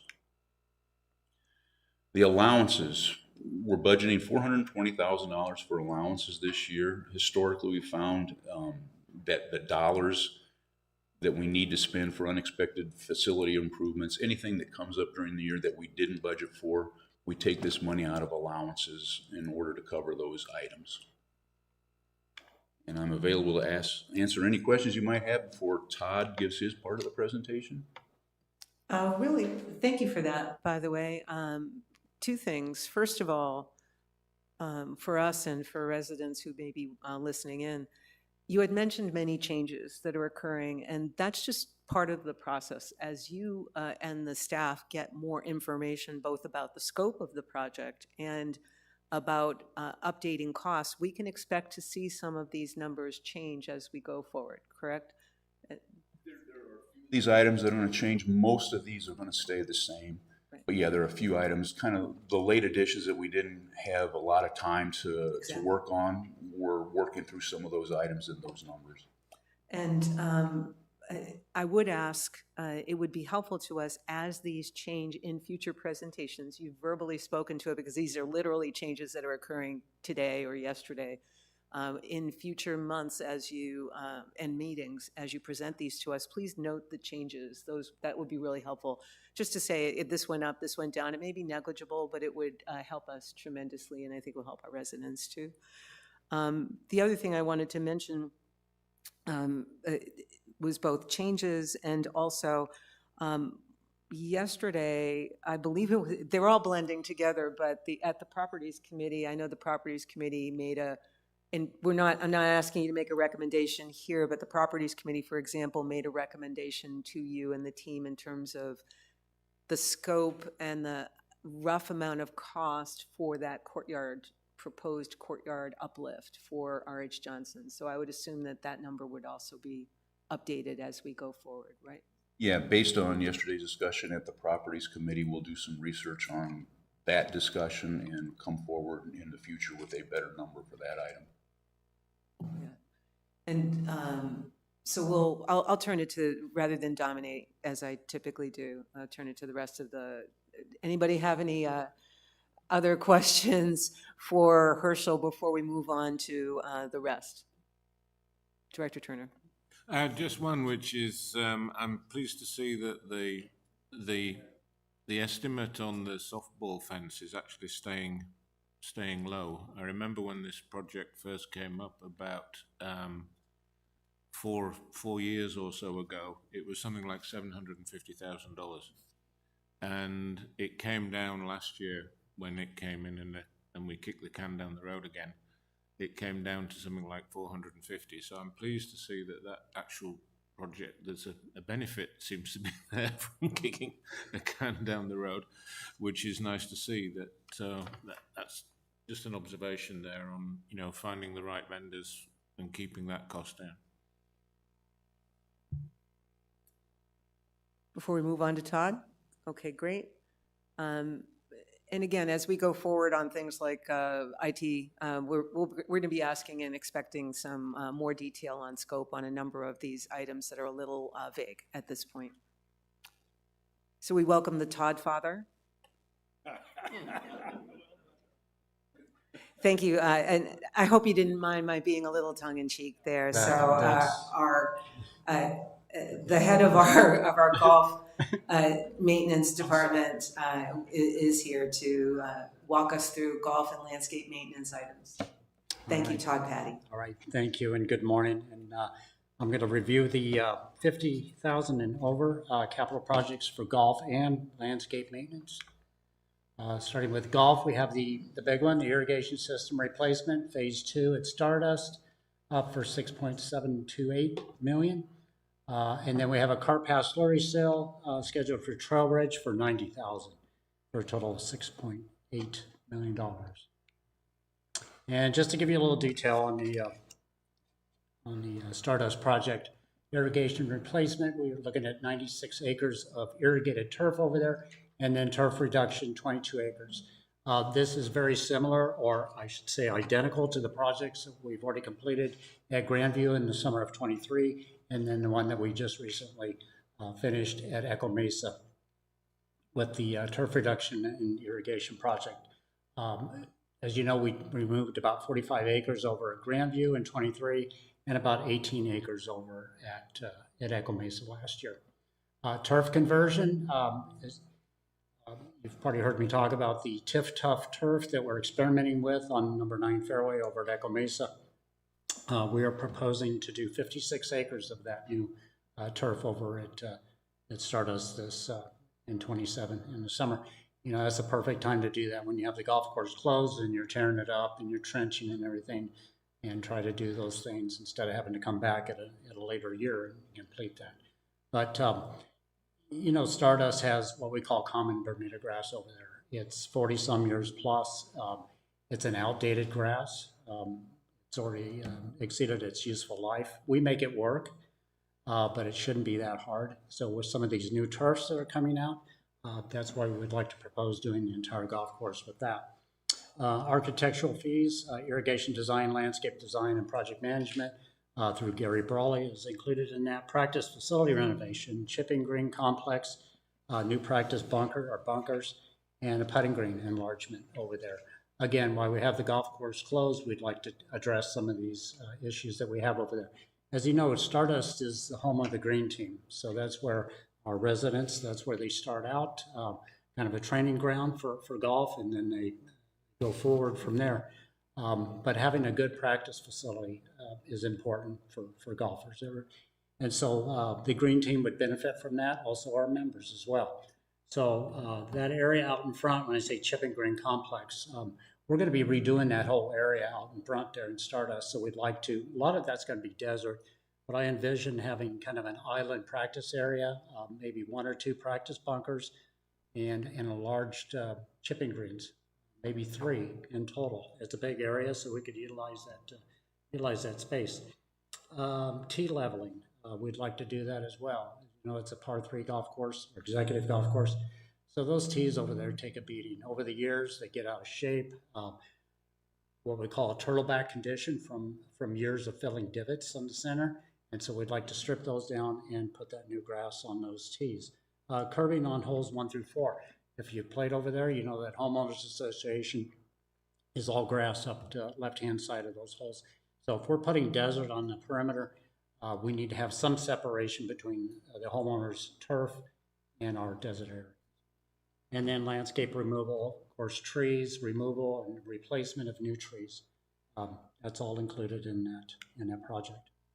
And then just a little information on the TIF-TOF and kind of the savings that we could see from installing that. Of course, water's the big one. You know, it's all about water conservation. And when we started this, that was the driving force. Let's find these new turfs that actually save water. So anywhere from 28 to 30% water savings with this new grass. So I think that's important. Electrical savings from well and distribution pumps. That's to be determined. I think we need to go through at least a year, maybe 2 years, and look at our electrical readings and see. But anytime you're saving water, you're saving electricity. And so that could be a big number. If we choose not to overseed, which we would not do the first year, like what we did over at Echo Mesa on number 9. Ryegrass seed, 18,000. Fertilizer and chemicals, if you're not overseeding, at just over 14,000. Labor and overtime, you're just doing teas and greens, 8,500. Fuel, 1,600. And then the other one too, and I work with Pat O'Hara on this, shorter overseed closure. So instead of the 3 or 4 weeks, maybe we could do it in 2 weeks when we're only doing teas and greens. So that would increase revenue if you could open up the golf course sooner, of $26,000 revenue coming in that we didn't have. Just real quick, the pictures. This is right before we opened, the top picture, and then the bottom one is where we went out and put a pigment down or a paint. So you can see it actually looks pretty good. It's semi-dormant right now, but actually aesthetic-wise, it really looks pretty good. If you stand on the tee, you would think it's overseeded. And then the return on investment, we kind of worked up some numbers and we figured that to be about 10 years with this new turf.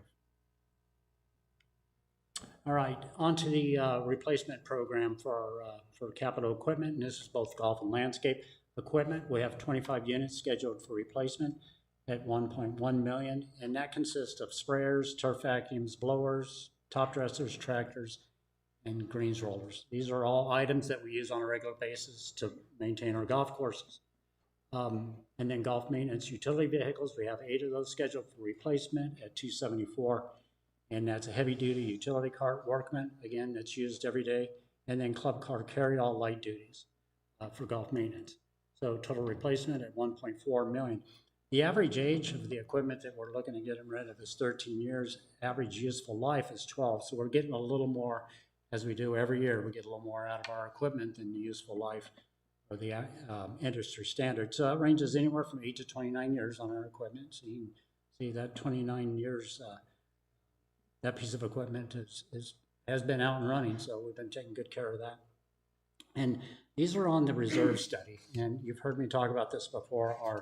Our process every year is to go through the reserve study on the equipment, and if we had an item on there that's still running, it's requiring very little money to keep it up and running, we'll push that out to another year or even beyond. So we did that same process this year with our equipment and our carts.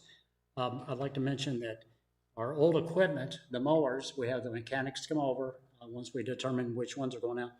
They come over and they pretty much take all the good parts off of it, the usable parts, and put that on their shelf at their shop for inventory. So we're all pretty much Toro equipment, so we can use that on other pieces of equipment. And then we'll sell whatever's left of the mowers. We can sell that for scrap. The carts, we'll put that out on a website. It's called Public Surplus. And then we'll go ahead and sell those carts and see what we can get for those. So capital equipment, deferred equipment, as I mentioned, $241,000. We had 10 units this year that we deferred to either next year or years beyond. And then eliminated completely from the reserve study. We had 1 pickup truck and golf maintenance that we took off. And then 2 utility carts and landscape division for a total of $67,008. And just a summary of the projects and equipment, 6.8 on the projects, equipment replacement, 1.1 utility carts, 274 for a total of $8,237,000. And finally, in the golf operations department, the rental carts, we have 19 rental carts that are up for replacement at $154,600. And this will replace the 2015 rental cart fleet. That's it. Thank you, Todd. Any questions from the directors? Then I have one. The upgraded fleet on our, for our rental fleet. Last year, we were told that the investment that we made last year, we accelerated the replacement of some of the fleet, that we would not be looking at any replacements or upgrades this year. So what was the change in circumstances? Why proposing this? Why did this come back on now? So I'm going to turn this over to our golf operations manager, Pat O'Hara. Good morning, everyone. Yes, Pete Finelli and I sat down last year before he left and looked at our cart fleet, and we had 19 2015s still in our fleet inventory. And in order to get those out and upgrade it, we determined that it would be a good use of money to purchase the 19 new carts to replace those. Currently, our fleet average age is over 6 years. This will knock it just under 6 years. So we've gone from 12 to 13 year average age of carts, and we've made progress, so now it'll be just a little under 6. We did accelerate the fleet modernization last year at your request in anticipation of the fact that we would not have to do any further upgrades this year. So what changed, Pat, from last year to this year? You were very clear with us last year on this point. Right. It was, again, it was looking at the, reviewing the capital that I have in my golf inventory. We noticed that the 15s were still in there. It's a total of 19 carts. If we remove those, our oldest cart is going to be a 2018, I believe. So it's just a matter of either keeping the 15s, having an increased repair expenses, or getting a new fleet in of 2026s, and then we'll be done for quite a few years. Well, again, we're not making decisions today. We have several more go-rounds, improvements before we make any decisions, but thank you for answering the question. Any other questions? Anything from our residents on what we've seen so far? And I don't see anything online as well. So again, first of many, we've kicked this off now with our capital, and thank you. We'll be seeing changes as we go forward, and our committees in February will start to see operating costs, and we as directors will see that in March. So anything else, Todd? Thank you, and thanks for being such a good sport about the nickname.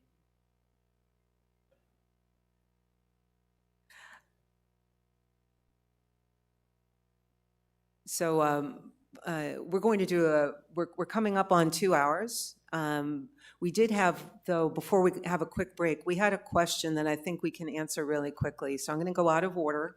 Apologies in advance to the parliamentarians who are here.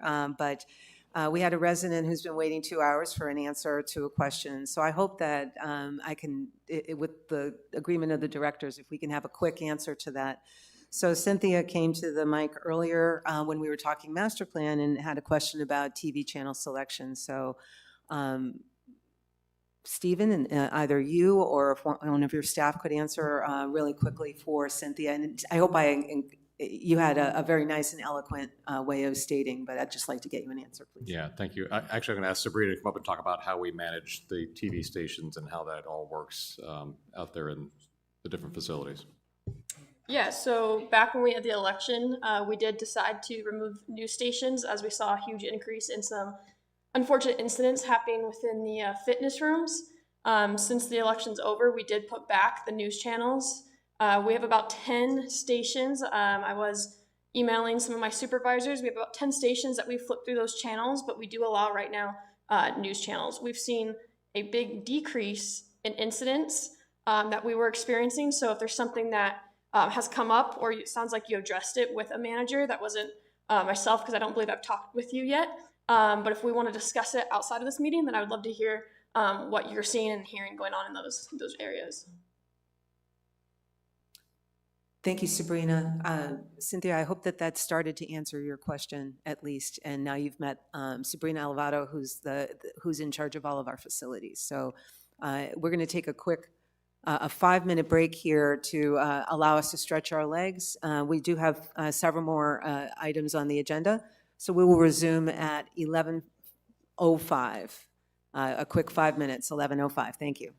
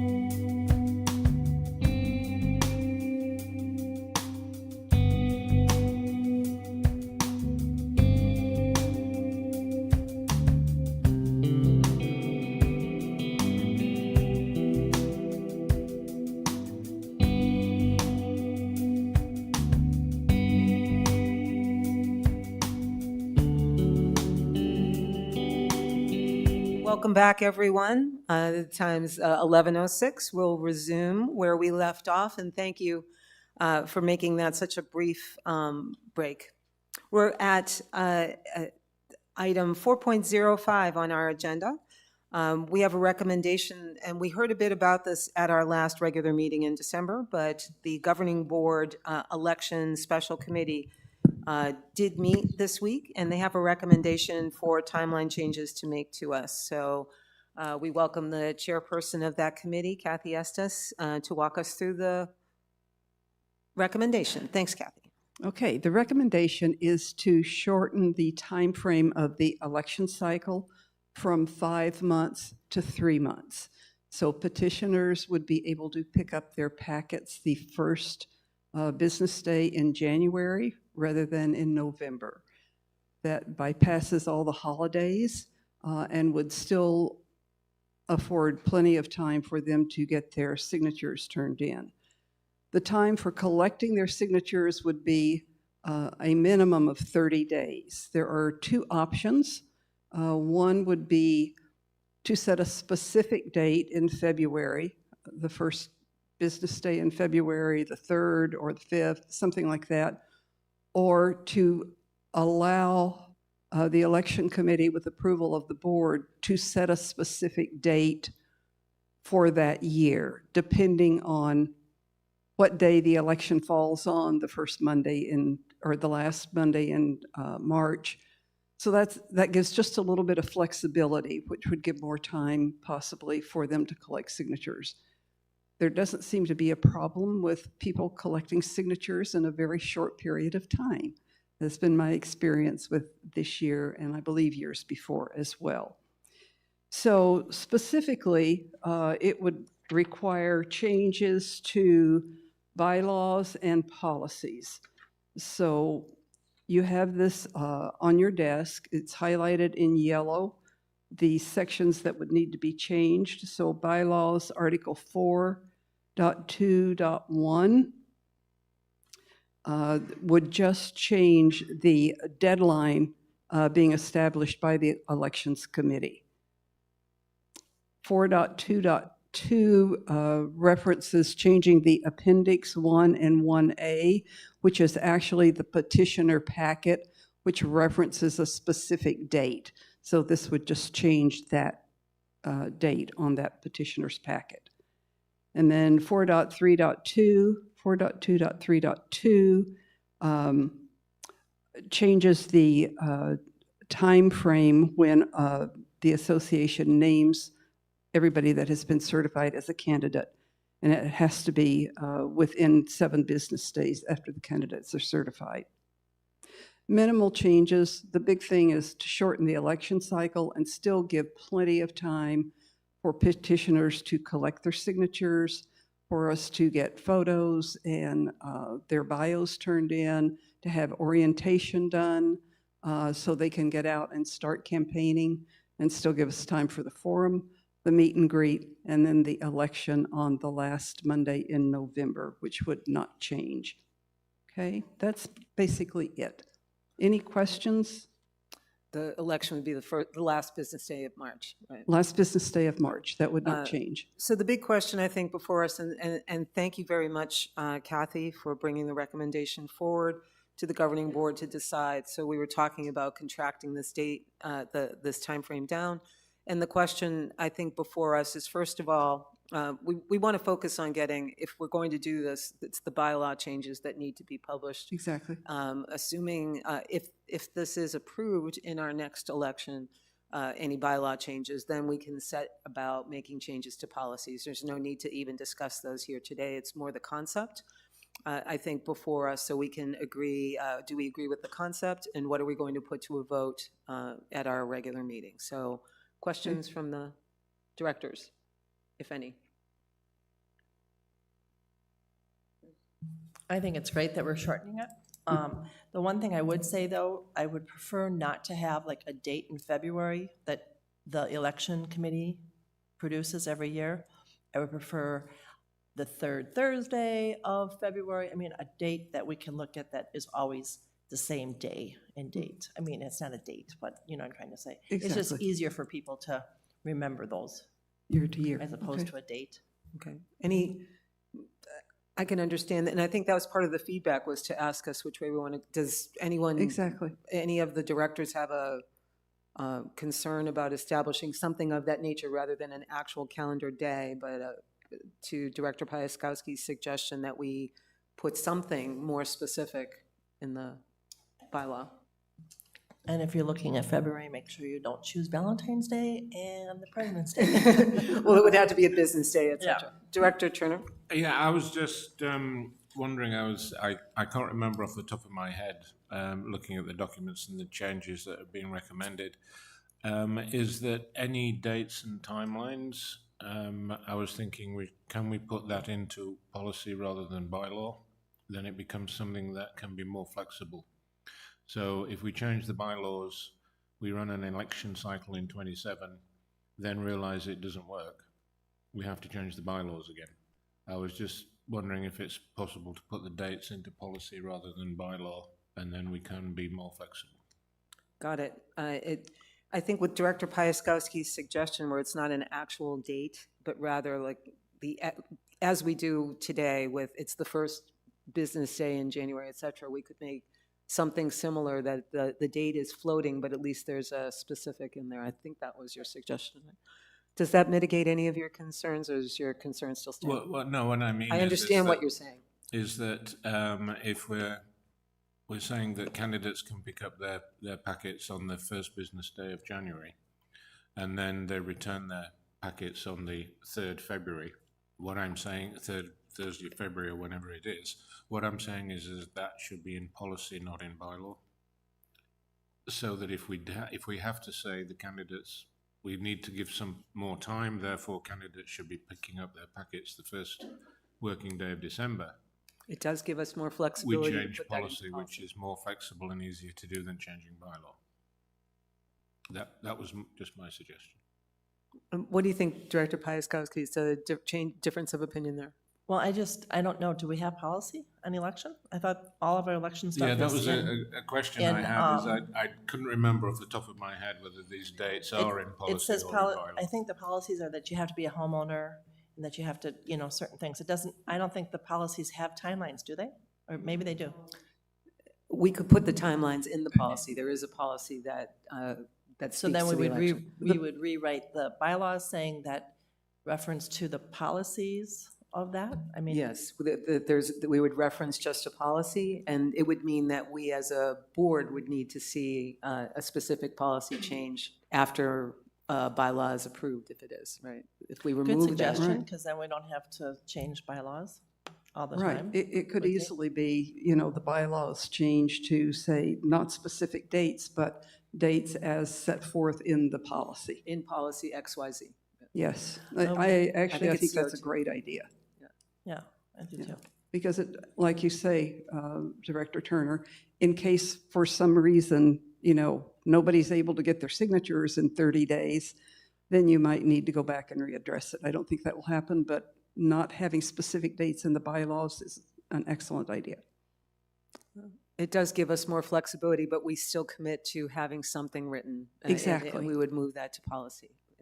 That's what I'm Yes. hearing, right? Yes, Director Grom? Yes, thank you. Just kind of as a point of clarification, 4.22 has some proposed changes, but in the very first sentence, owner members interested in being a candidate may pick up official candidate packets. And then down in Appendix 1, which is on that same page, I believe, any owner member in good standing may become a candidate for election by filing.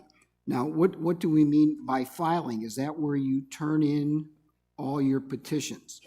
So the fact that the petitions are actually online, you really never have to pick up a packet. Is that true? Excuse me, the petitions are not available online. The template is online. Yeah, but the, Well, but as the part of the entire packet bylaws, is not. it is. Yes. Yes. But the packet itself is not online. That must be Correct. picked up in person. But so in theory, someone could collect could collect signatures prior to picking up a packet, so we don't even know they're a candidate. That is why they have to pick it up from the governing board executive office.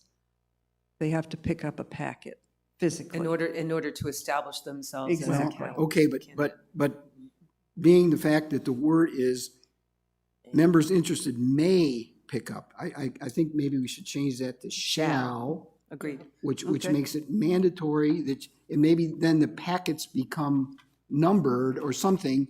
That way we know that someone has at least declared the intention to become a candidate, Right. other than someone using the templates that are online and coming in the day before the cycle is up, picking up their packet or whatever, and then handing in the 200 Agreed. signatures, completely unknown to us. I think it's an advantage to us to know who the interested parties are. That's all I'm And getting I at. believe I- that's I the agree. intent. I So agree with changing that. that word from may Sure. to shall does have a big impact. Thank you for the suggestion there. Do we have consensus, though, to, any other questions? Sorry, Director Turner. Yeah, if there is some record of who the people are who have picked up the petitions, I don't think that's when we say we should know. I think the election committee and the administration, people who are involved in the election should know. I don't know that the governing board should know. That's not what I don't think that's what you intended. It was the committee and therefore the associations keeping tabs. Thank you for the clarification, too. So the thought here would be that you make the rest of the change, now that you've gotten some feedback, you would make the rest of these changes. Directors, do we have consensus to put this to the bylaw changes? Oh, Director Vroom, sorry. Just kind of one other thing, I mean, if we could go further down on this page under Appendix 1, kind of in the middle there, the petition must be signed by at least 200 owner members of good standing. Candidates must be an owner member in good standing, must declare availability on a year-round basis for participation. What does that mean, declare availability? I could declare that while I'm running, but then get elected and say, oh, I'm not available. So, I mean, does that statement have any bearing or any enforcement to it? Or is it even needed? Personally like to see it because, as we've all seen, directors will get called for questions and sometimes special meetings 12 months of the year. So having that availability is important. And I think this was changed at some point in the past. I can't remember exactly the date. I'm sure Director Williams will be able to keep us honest if necessary, but at some point in the past, we used to require that people live here year-round, and that was not really legally enforceable. Yes, Director Williams. Okay. Yes, previously, before technology hit, back in the dark age, it was required that you must be able to attend. Any director that missed 3 meetings automatically was removed from the board for the rest of their term, not just for that time. So but now with the fact that they can come online and still participate in a meeting, it was what caused that change to be made. Thank you for that. It was probably even like 2020 during the advent when the board members started to move to online and broadcasting due to COVID, I presume, but I don't know for sure. Thank you for the background on that. Director Crum? Yeah, I'm not really challenging that statement other than going to 4.2.1, the opening part, which along with Director Williams just said, any member in good standing who is available on a year-round basis for participation in the business affairs of the association. In theory now, you could do that all online and never be here. So I like the fact that we're making that statement with the understanding people realize they do need to be available, but the part of this is the fact that the basis of whether you continue as a director is attending meetings, not so much as if you're asked to do something, you could say, no, I don't want to do it. But the basis for remaining as a director is that you attend these meetings, which you can do online.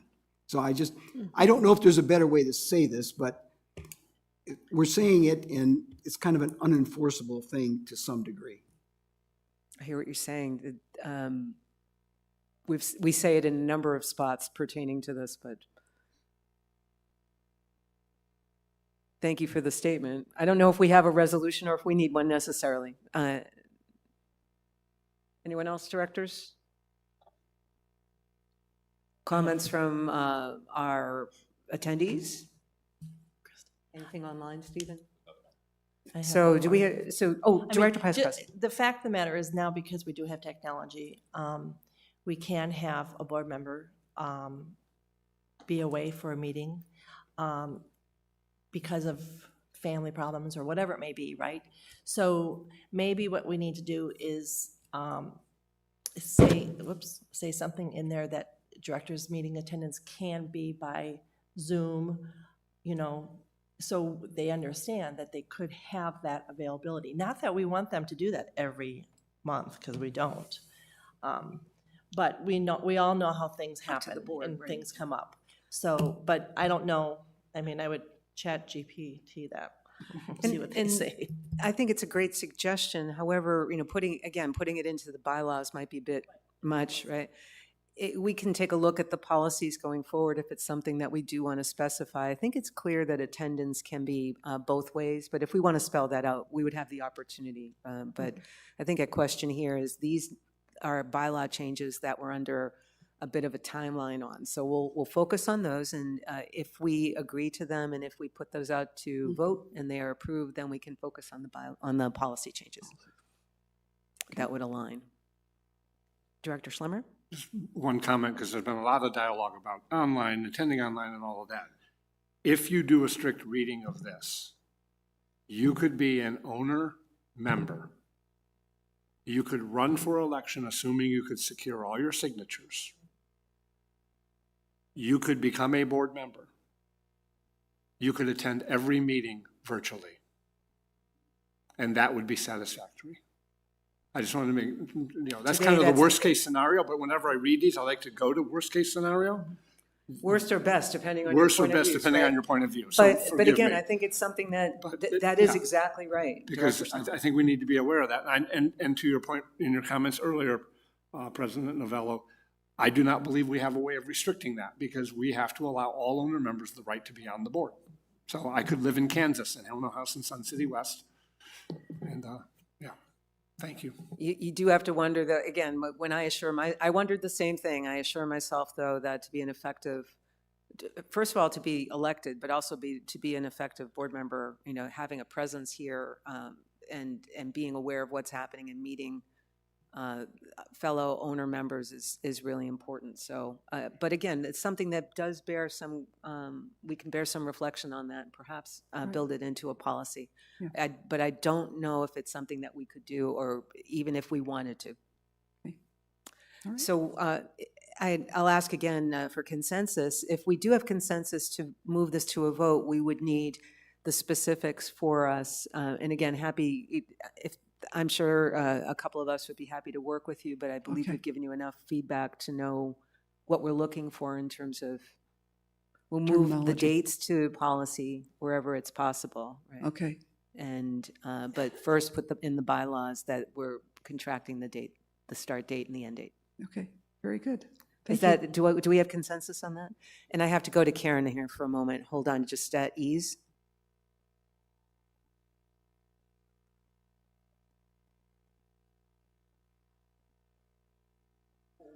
Oh, the option we've chosen here is to, it may not be either or here, that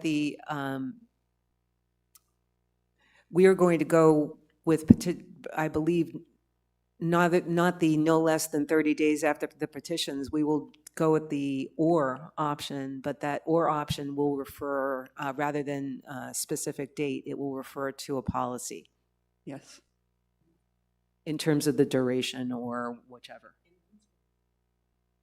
Assuming the bylaws are approved, the recommendation for the policy change would come from the Elections Committee. Thank you. So we'll move this one, directors, to vote at our regular meeting. Thank you very much. Thank you. Thanks, Kathy. On now to 4.06, RRMP revisions. Our Charter Clubs Committee Chairperson, Nick Turner, will walk us through the overall recommendation. Yeah, this is, the Chartered Clubs Committee doesn't have any policies to review every year, but we are, by law or policy, required to review the RRMPs every year. And this year, once more, we established a working group to do that. We have two members of the working group here are present if we have any questions that come up that I'm unable to answer. But if we can move to the next slide, please, Terry. The group has worked possibly even harder than the working group that I was a part of the year before, in terms of numbers of meetings, hours put in, reviews made of the RRMPs, input sought, from club presidents and so on. But the changes they have made are not as wide-ranging as those that we made last year. They've focused on just one or two areas and made some changes there. And I'm here to introduce those changes to you. It's a long document again, but however, when the changes in the red lines are accepted, it will be significantly shorter than it was before. It's still long at the moment because one section has been completely rewritten, but we'll get to that. I'd like to thank the working group because they did put in a lot of work and they worked very, very quickly. Pat and David are here. John and Kathy are on the Chartered Clubs Committee, and Deborah Hilligas is a member of the community who also joined the committee. They have worked as liaisons. Pat and David were in the working group last year, so there's a bit of continuity and handover. We have club officers there, their committee experience, and everybody again was willing to debate in good faith and come to a consensus. I attended some of the meetings, not all. I tried to keep my opinions to myself. So as far as this, something I'm not very good at. I did offer some advice in some areas. Looking at our general manager, Steve Nerno now, I do know that this has been reviewed by staff as well, who are involved. So we've had input from staff on the changes and the rest of the document. I also believe a couple of our board directors have had a preview and had a look and also offered some feedback. So I'm reasonably confident that this is a good document that we can present to the board for their approval. But again, it is a long document. So rather like last year, I expect that when we come to the governing board meeting in 2 weeks' time, when this is put forward as a motion for approval, that there might be further discussion from the governing board members when they've had more time to have a look and absorb what the changes are. So if we can move, please, Terry, to the next slide. This is just a summary of the major changes that have been made. The other changes which have been made are, there's been some rewording, if you like, of some paragraphs for clarity. They haven't changed the content. So these are just the major ones. On page 16, under the definition of quorum, and this is probably a mea culpa on my part, the maximum, if you like, required quorum for a club was historically has been 100, and for some reason the definition of quorum last time didn't have 100 in, so that's just been added back in.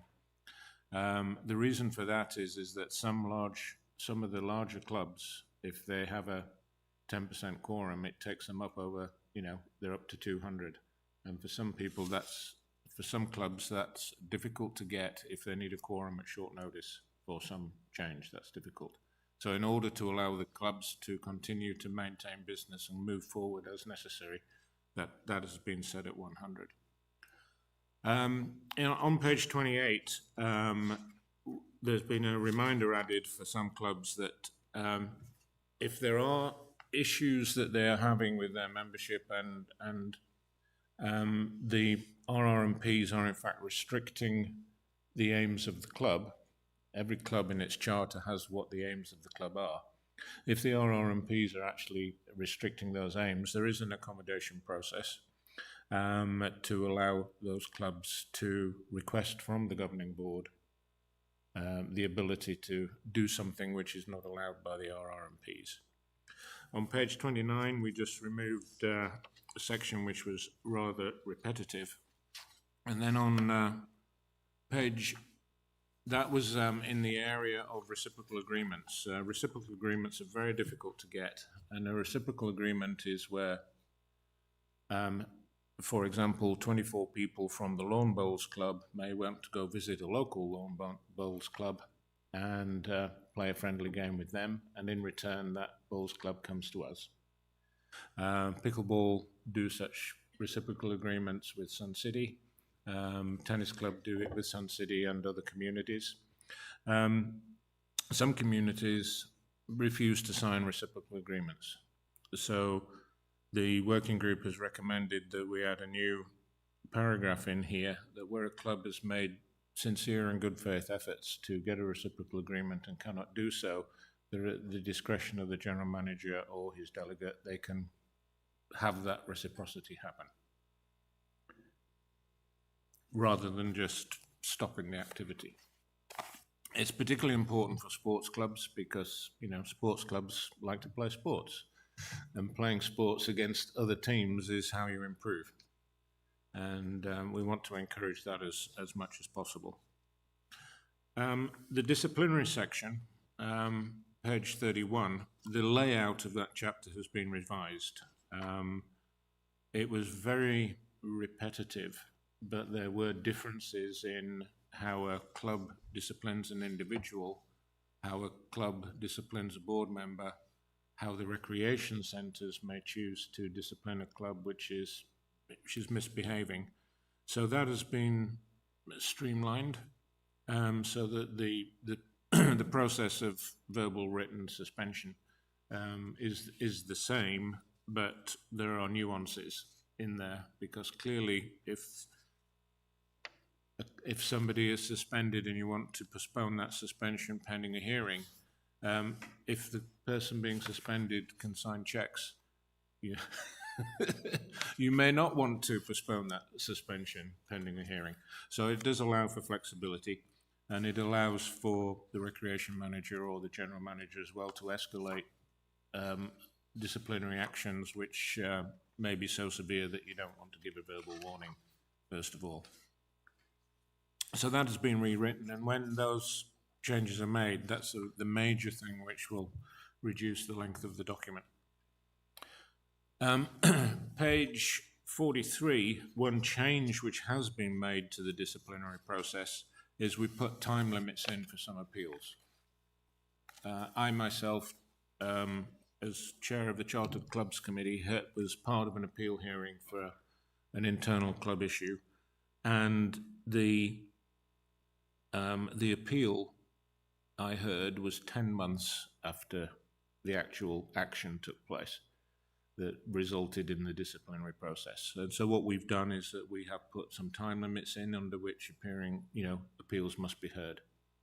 A little bit of flexibility. We made some of that at the discretion of the recreation manager, because they might be a snowbird, they might be on vacation, just to allow some flexibility there. But we don't want a hearing 10 months after the event.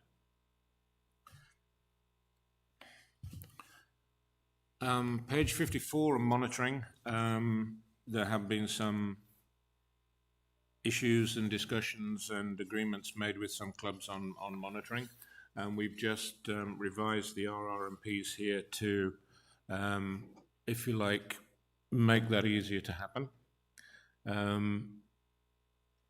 Some clubs and the layouts of facilities make it difficult for monitoring to happen, particularly with the sports clubs. And so we're allowing that the monitoring can happen, but it's not absolutely necessary that they have someone sitting there by the computer all the time. So that has been added in there, along with some clarification of what the duties of a monitor should be.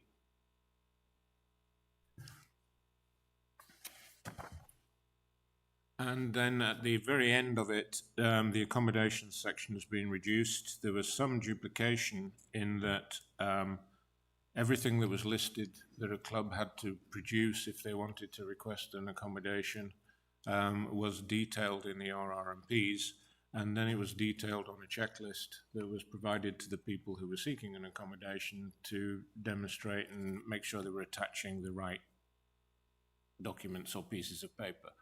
And so what we've done is we've just taken all of that detail out of the RRMPs, and that will be attached to the checklist, and the checklist has been given to you. And Casey has said that, you know, if approved, this checklist will then be hosted on the club's website for download as needed. And so that is it. And any questions from the board? I did want to, before we open it up to questions, thank you and your working group and your entire committee for this. It's always it's very challenging. Every committee goes through a lot of work and analysis but this is very challenging. You guys really took it on, and you completed it in record time as well. So thank you for that. Thank you for considering the input of the board while you were in the draft process. So thank you very much to your working group for offering that opportunity and for making those changes at our request already. Doesn't mean we spoke for the board. We just gave some early eyes and feedback. So thank you for that. So now, board members. That's okay. I always do too. I think you guys did Pieskoski. a great job. I'm hoping next year we can just read it and say, good to go. That would be like so sweet. Really. That's a point I made at the last Charter Clubs meeting, was that we are required to review it every year. Right, just review, just read it, call.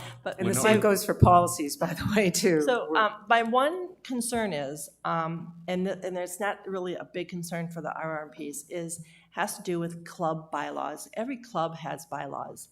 And I'm not too sure, because I can't be an officer and I have never really looked at our bylaws, the clubs I belong to, kind of. So in the club bylaws, is there usually a discipline action? And if there isn't, or if there is, or I know now they are actually formatted, that there's certain things that they can only change and there's certain things that they have to keep, could we put in the bylaws of our clubs under discipline, see the RRMPs, which is located on the website? The reason I say that is because if you talk to any club member or even a resident and you say, well, that's in the RRMPs. What is that? Those are your documents that do the clubs, that, and they don't have a clue what we're talking about. I mean, when you tell them that, your discipline actions are in the RRMP. So if we could reference that somewhere in the club bylaws, so our club members would have a place to go to? Just a suggestion.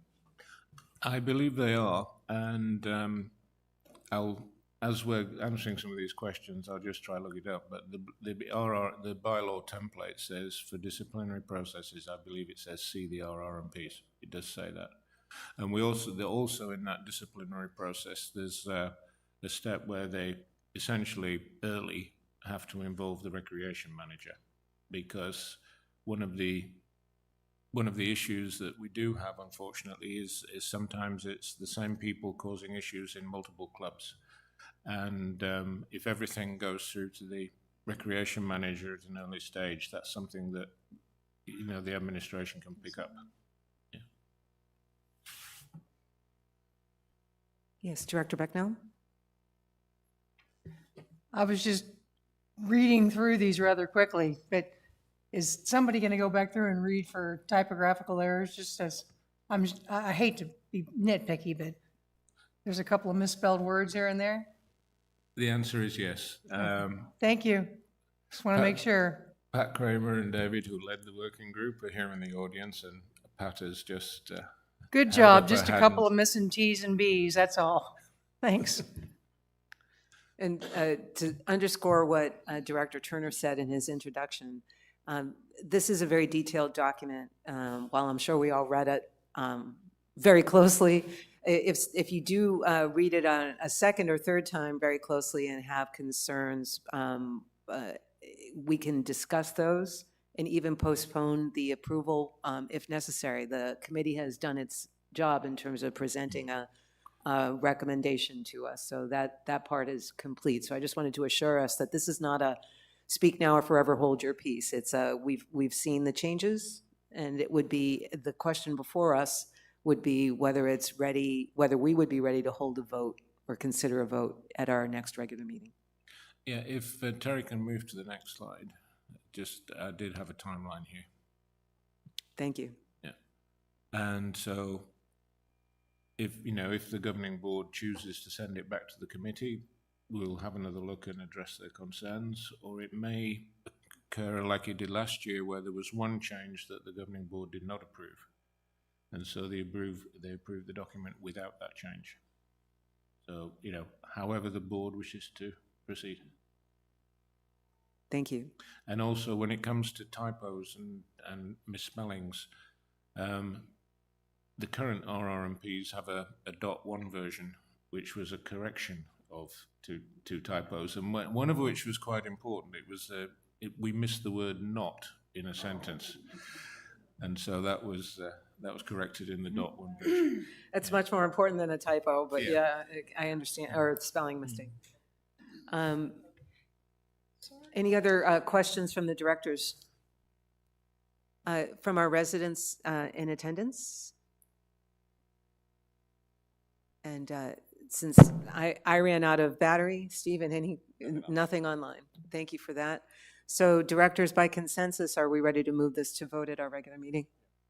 Thank you. And thank you again, Director Turner, to you and your team. 4.07, Director Chatton, your team has been, the Properties Committee, that is, has been looking at some changes to our murals in Beardsley. Yes, thank you, President Novello. Yeah, the murals at the entrance to the Beardsley Rec Centers are what, I believe 40 years old, Russ? Or more than that, at least 40 years old. And staff was looking at, well, we should change these. Well, Clay and Glass Fusion both volunteered to do replacements. There's two murals. Clay would do one, Glass Fusion would do the other. Clay presented to the Properties Committee last month, and Glass Fusion presented to the Properties Committee yesterday at our meeting. After some discussion, the Properties Committee recommends to the governing board that it move forward for an approval with a $5,000 budget. That's it. Thank you. The work would be done beautifully, but this just allays some of the concern. The clubs may have some costs of materials and so on and so forth, and there's of course also installation costs that would be incurred by our team as well. So that's, I believe, it could be less, but that was probably less, but 5,000 would be plenty. And that was the amount was discussed and so forth in detail yesterday. Any questions from any concerns from our audience or from our residents? Could you? So the question from the audience, rather than making you get up, was, is it necessary? So Director Chatton can respond. I would give you my opinion, but. I wouldn't say it's necessary, though. The murals that are there are significantly degraded, and they're probably not going to last that much longer. I think it's more of the idea of updating those murals, more so than do they have to be. And Director Chatton, was that something that your committee, when you were going around and you were looking at, you observed and made that recommendation, I think, during your walkthroughs? Was that true? Yes, we did have presentations at Beardsley by both Clay and Glass Fusion, and discussed both the murals and what some of the issues are with them and how they're degrading, so. So I think to answer your question, is it necessary? We like to keep our facilities up, up to make them look up to snuff and to replace something that's starting to degrade. So I think that's where it came from. So who picks the design? The design is being left up to the artistic abilities of the Clay and the Glass Fusion Club. They are not presenting what they feel would be the final recommendation. Both clubs have dozens of very qualified artists, and we are going to go with whatever they present. It'll be something that is, again, it's created by artists, so no, we're not dictating. Yeah, I don't know that the board or any committee wants to interject itself into an artistic expression. We know in general what areas are going to be. Different areas of the state are going to be represented by Glass Fusion in different areas. And Clay has their own design, but I don't know that it's just like we don't interject ourselves into operations. We don't interject ourselves into the artistic abilities of those people who are doing it for us. But, okay, I'm sorry, I don't mean to make this a discussion more so than a question. So you leaving it up to them, but we paying them. The board is paying them. No, we're not paying them. We are only covering their costs up to $5,000. Clay does not require any reimbursement at all. And Glass Fusion, the price of glass has gone up considerably, and we have to have the metal shop build metal framing for how it goes in there. So that money we're not paying them. We're covering any costs that they have in doing the mural. This is also the cost for installing it permanently on the wall. So there are costs associated, and we don't want to brush those under the rug. So that's what the money is for. It's the cost, net of anything that we are able to make by auctioning the copper that's underneath. And so in the future, just a suggestion, could we have a say-so since we utilize those facilities of the design, or could we put it to a vote where they present a presentation, all the people that you selected, and we get to vote on the design that's going to be displayed in these facilities? Is that possible? While it might be possible, it's something we're not going to commit to doing that on a regular basis. It would be very difficult to manage on an ongoing basis. Although, again, doors always open. The time to feel free to join committee meetings and observe what's happening. But thank you for the suggestion. We'll consider it for the future. On this one, it's a question of whether or not we want to move forward with this improvement. But thank you very much.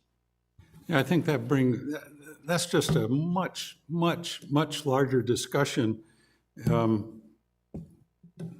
Any improvements that we make in various areas of Sun City West, I don't think we want to have. Right. We don't want the public in general to weigh in on that discussion. We hire the best people that we can. We have faith in them. We have faith in their judgment. And over the long term, it has proved to be very worthwhile, that faith. So this particular one, we're looking forward to seeing what the different clubs produce there. It'll probably be 3 to 6 months before we see the final results, but we'll see what they give us. And as we learned in our master plan discussion, we have, professional architect and design expertise that we're paying for as a part of this that we can tap into to make sure that the improvements we're making are something that's in the best interest going forward. When I say we, it's not the board, it's our team here that is responsible for the day-to-day. So that's what we've paid for, and they'll be consulting them as well. Director Piaskowski? Cynthia, after the meeting, if you want to talk, I'm on the properties meeting, so I can tell you kind of how that all went. So you don't feel like we're just saying no to you, but I can explain it to you a little bit more. Okay. Yeah, but we are, but thanks for I'm that. accessible to you, so I can explain it to you, because I don't want you to feel like you're not being heard, but it has been a long process. And all of and all of these decisions are, as I'm sure you can imagine, long processes as well. So thank you, Director Piaskowski. And we're all available. Anything else? There's no decision really. I don't think we need to approve. This is something that's within the authority of the general manager to move forward. Thank you, Director Chatton, for giving us an update on where we stand on this. We look forward to seeing the murals as they evolve. So 4.08, we have some recommendations from our sports pavilion committee, which is led by Chairperson and Director Jolene Piaskowski. Thank you. So when we revised we've passed all the policies. However, through one of the policies, B05, it's with bowling leagues. We had a discussion about house leagues. So there's two different types of leagues. There's a house league that we run, my friend Gary does, and then there are just leagues that I could run a league, and I make that whole, all of my definitions of who can be on my league. So what the committee felt is that we didn't have anything in the policies about the house league taking Sun City West residents first. So we added that. If you want to, it says 3.1, house leagues. Leagues that are run by Johnson Lanes are designated house leagues. In these leagues, Sun City West residents take priority over non-residents to fill availability opening in these leagues. So basically, we're just covering that, an outsider can't play first before a resident. And our resident bowling people have come out of the woodwork. So we're all excited about it. And that's it. That's a pretty easy change. Thank you. Any concerns or questions from the directors? Director Schlimmer. Thank you, President Novello. Director Piaskowski, when I read through the proposed change and then went over and read through policy B03, non-resident bowling, it appeared to me that in policy B03, it already makes reference to the fact that Sun City West residents should be given priority in selection. And I'm confused as to why we would now insert similar language into this when it would appear that, as you reference in the paragraph above the change, that they should be referring to policy B03. The genesis of my concern is not that I disagree with what you're proposing here. I actually agree with it. But I get worried when we start to take language from one policy, inserting it into another policy, because down the road, if we ever make a change to policy B03 and don't realize we have this language over here, we could find ourselves in conflict. And does policy B03 not apply here? And if not, why not?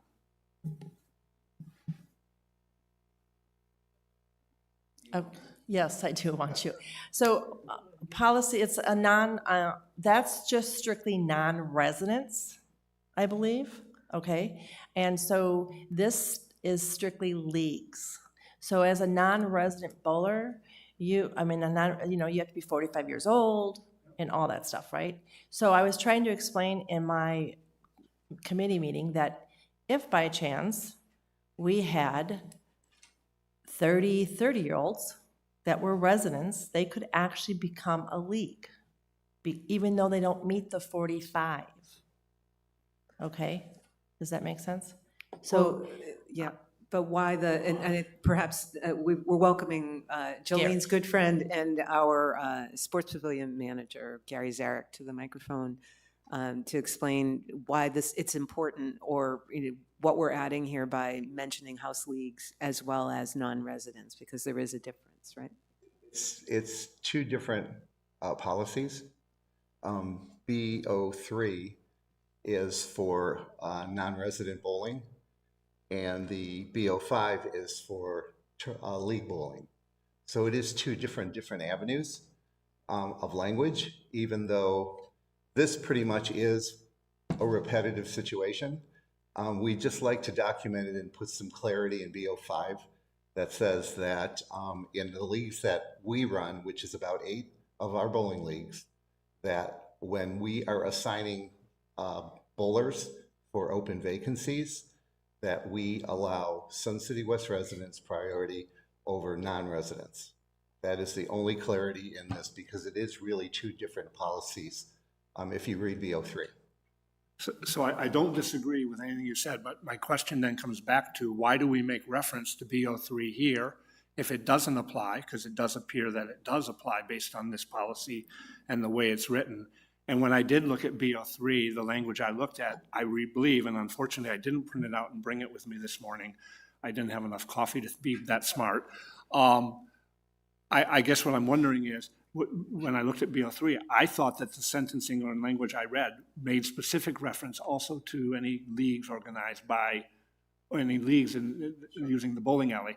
My word is, I don't want to debate the topic, because I think we all agree that the philosophy behind this is right. But what I would encourage is for Jolene, for Director Piaskowski, maybe to go back and look at BO3 and see whether or not, in fact, that conflict is there. And if so, how do we address avoiding it so that we don't have similar language in two different policies and then run the risk of conflict down the road?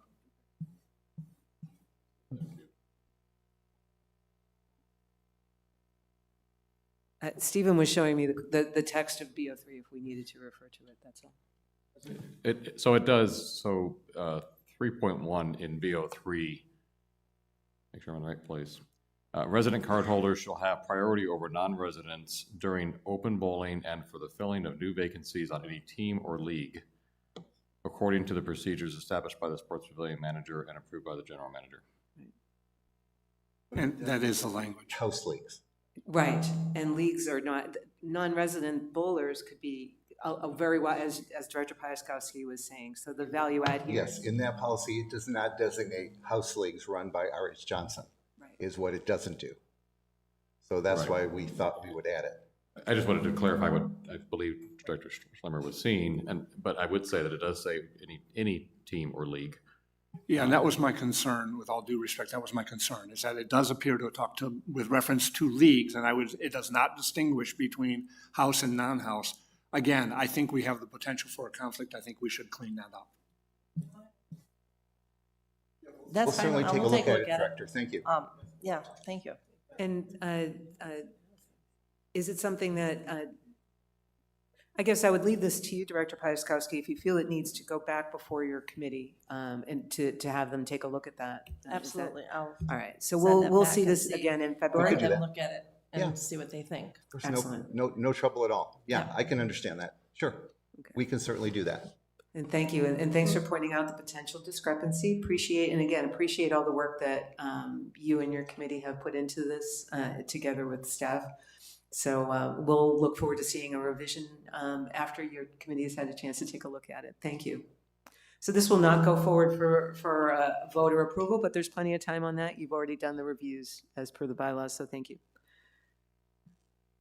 Any comments or questions from residents on this discussion? If so, we invite you to the Sports Pavilion Committee meeting in February. There is a comment online. Thank you, Stephen. Sure. You can. Oh, thank you. Again, I'm out of battery on my laptop. The wristband policy allows public use of our facilities, local extended family members and friends. Wristbands should only be used for those who are not local, which was the original intent of Del Webb. Thank you for your comment. It's not part of this particular policy discussion though, but thank you for the comment. So we'll move on from this one, unless, did you want to clarify the response? Yeah, I just want to make sure that the person that wrote that comment, being at the bowling alley, you do not need a wristband. No. It's open public, so I just want to make sure that they understand that. Thank you for the clarification. It didn't seem as though that was specifically germane, and that's the reason why. So thank you for clarifying, Director Piaskowski. So with that, we'll move on to 4.09. We're coming down the home stretch, folks. The Golf Committee Chairperson and Vice President, Director Rudy Grom. will you walk us through your committee's reviews and what you've netted out on GO4 and G10? Okay, thank you very much.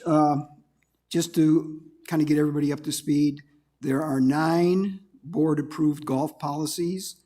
The committee reviewed all of them. 7 of them were recommended for no changes. 2 of the policies, GO4, which deals with our golf carts, and G10, which deals with public play, were referred to have more review. So a working group was formed in October. The working group met in December, and the results of their findings were that there will be no changes made to policy GO4, which covers carts, and G10, which covers public play. However, Mr. Pat O'Hara, with the support of Todd Patty, were in the working group meeting in December, and the issue really came forward from them that with some of the current carts, which are very large, and have different types of tires, which could damage our grass, they wanted to have some type of rules in place. So the recommendation of the working group, and I believe we have that first attachment there, I hope. Okay, this is what they came up with. Privately owned golf cart, and it's not a policy. It's going to be a guideline that will be implemented by golf ops. So these will be the rules or the specifications that they look at anytime there would be a cart in question. The damage comes from the fact that some have very narrow tires, which can cut into the grass, or some have big treads for like your off-road vehicles, and those also can do damage. So these will be the guidelines, and they will supplement the governing board policy G10. And these guidelines will be posted at all of our pro shops. So that pretty much closes out all reviews of the 9 governing board golf policies, with no changes being made this year. Excellent. Great to hear. The guidelines that, and again, thank you, Director Grom, to you and your committee for all your hard work on this. And thank you to your working group for spending so much time looking at it. This guideline, like several other, if you will, rules, regulations, guidelines are online on our website as well under the golf section. You can find them there. They're resident with things like our attire policy, dress code, et cetera, for golfing. So again, not a governing board policy, but rather guidelines or procedures for how things are implemented, if you're wondering where to find them. Questions from directors? Oh, yes, Director Chatton. Just a quick comment. I wonder if we could or should distribute these guidelines to all the retailers of golf carts in Sun City West. They should be made aware of. That's a good suggestion. They should be made aware of what we are requiring. If they're there trying to sell something that's very aggressive looking and going to damage our courses, maybe they should be held accountable too. So just a comment. It's something that Stephen and Pat and others could consider, I'm sure. Good suggestion. If you've seen some of these on the golf carts and on the streets, they are the size of cars. So any other questions or comments? So there's no vote required on this. There's no action required at our regular meeting. That closes. Oh, any questions or comments online or here in the room? I apologize. There's nothing online and I don't see anyone getting up. So thank you. That'll close out 4.09 and closes out new business. So we'll move on now to board director comments. We usually start at one end or another of our table, but I'm going to start in the middle today. Director Chatton, will you start us off, please, with any comments or questions? If I claim to have 10 minutes of comments, will I be ejected from the meeting? No, Happy New Year, everyone. I have nothing else to add. Thank you so much. Director Piaskowski? I have nothing either. Director Grom? Just a couple things. Mr. Erno already addressed next Thursday. We have our mid-year meeting, now followed by a session from our master planning.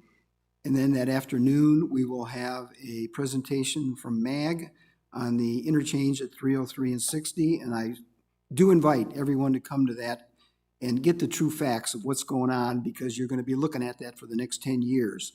So you might as well know what's going to happen in advance, so that when people start telling you stories, how awful it's going to be, you'll really know the truth. Thank you. Thank you. Director Williams? Thank you.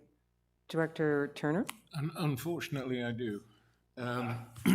This time of year, the clubs' offices change. For most clubs, there are one or two who change their offices at a different time of year.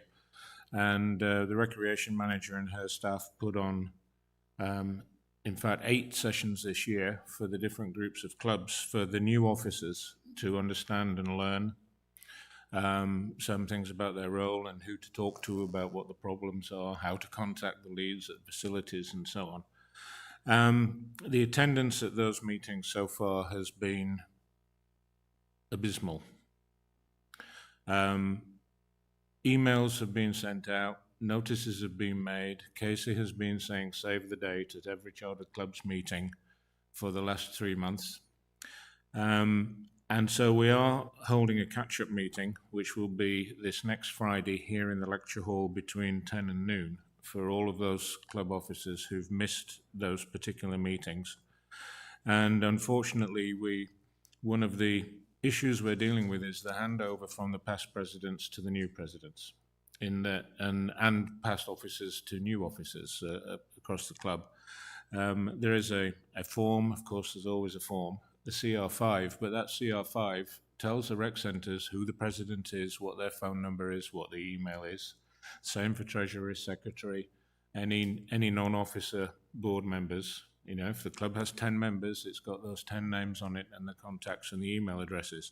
Those have only about half of those have been turned in from the clubs, and therefore Casey doesn't know who the new president is or how to contact them. She doesn't know who the new secretary is or how to contact them. And you know, some clubs are well organized and have done this, and not only is just the president there at the meeting, but all 4 officers are there at the meeting. Other clubs, the table is empty. I just want to draw it to the board's attention, draw it to the community's attention, and draw it to the club's attention that there is a handover process, and that needs to be followed. Otherwise, your current board is unaware of what may be happening, what may be required of them, and essentially we need, you know, a little bit of time and investment as part of that transition.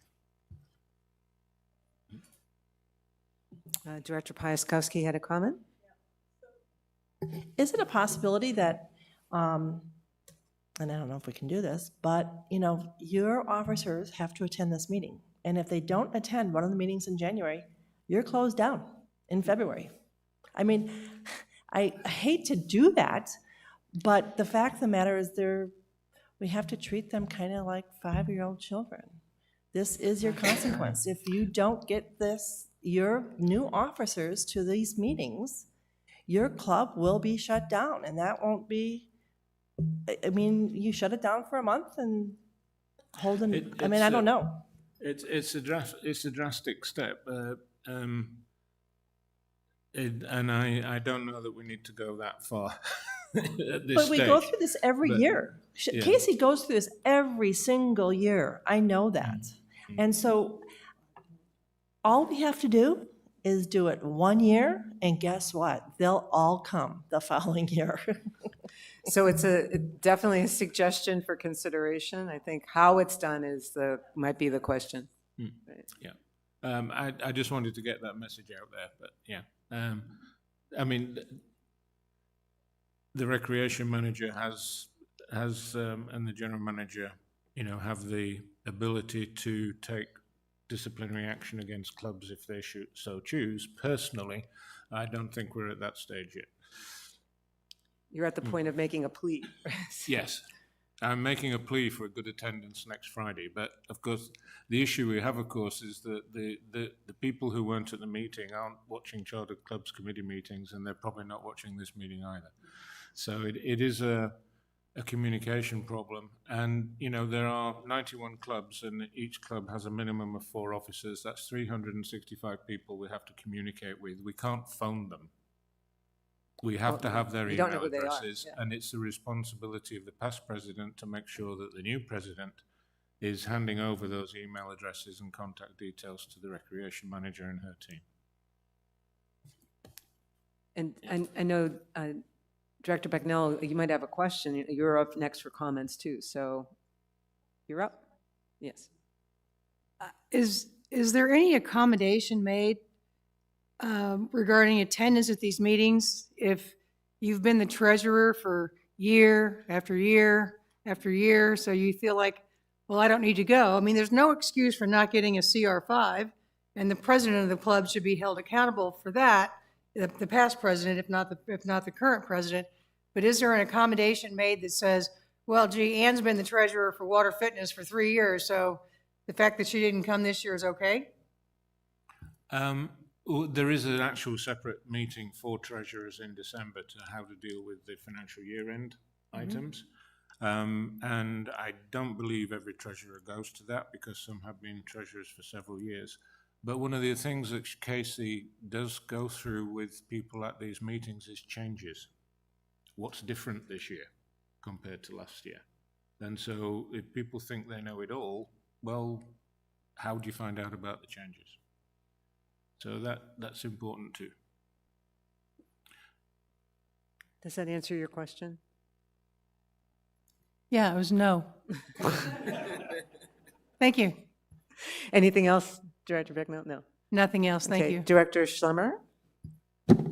With all that heavy stuff for closing comments, I feel like I have something pretty light. So you know I always like to highlight something going on in the community or some big event. I'm going to come close to home because, as you all know, I'm very involved with the Del Webb Sun Cities Museum. I'm very proud. We had an achievement this year. We were selected as Best of the West Valley Museum for the entire West Valley in a contest run by The Independent. We had beat out some very healthy competition. And all of that was done through voting by people throughout the whole western Metro Phoenix Valley. So we're very proud of that. You'll see it on our website, and I wanted to call that out as well. I also wanted to extend an invitation, especially to all of my fellow board members. The museum is having their annual meeting on the 13th at the Olive Branch banner facility in Sun City. We alternate between Sun City and Sun City West each year. This year it's in Sun City. And our guest speaker, one of them is going to be our own Ann Becknell. We are celebrating generations. And since Ann is a second generation Sun City West, she will tell us about what caused her to follow mom and dad. And so that will be coming up as well. And with that, I have no further comments. Thank you. Thank you, Director Schlemmer. For our general manager, I will forego any additional comments myself. I think you've all encapsulated them well. Stephen, any closing comments? No, nothing to add, thank you. Thank you again. Residents, any questions or comments from anybody here in the room? Anything online, Stephen? Nothing online. Then wonderful. So another really long meeting, so thank you all directors for your patience. It's been a long week and a long meeting. Welcome back to 2026. Our next workshop meeting will be held on February 13th, 2026, right here. I adjourn the meeting at 12:14.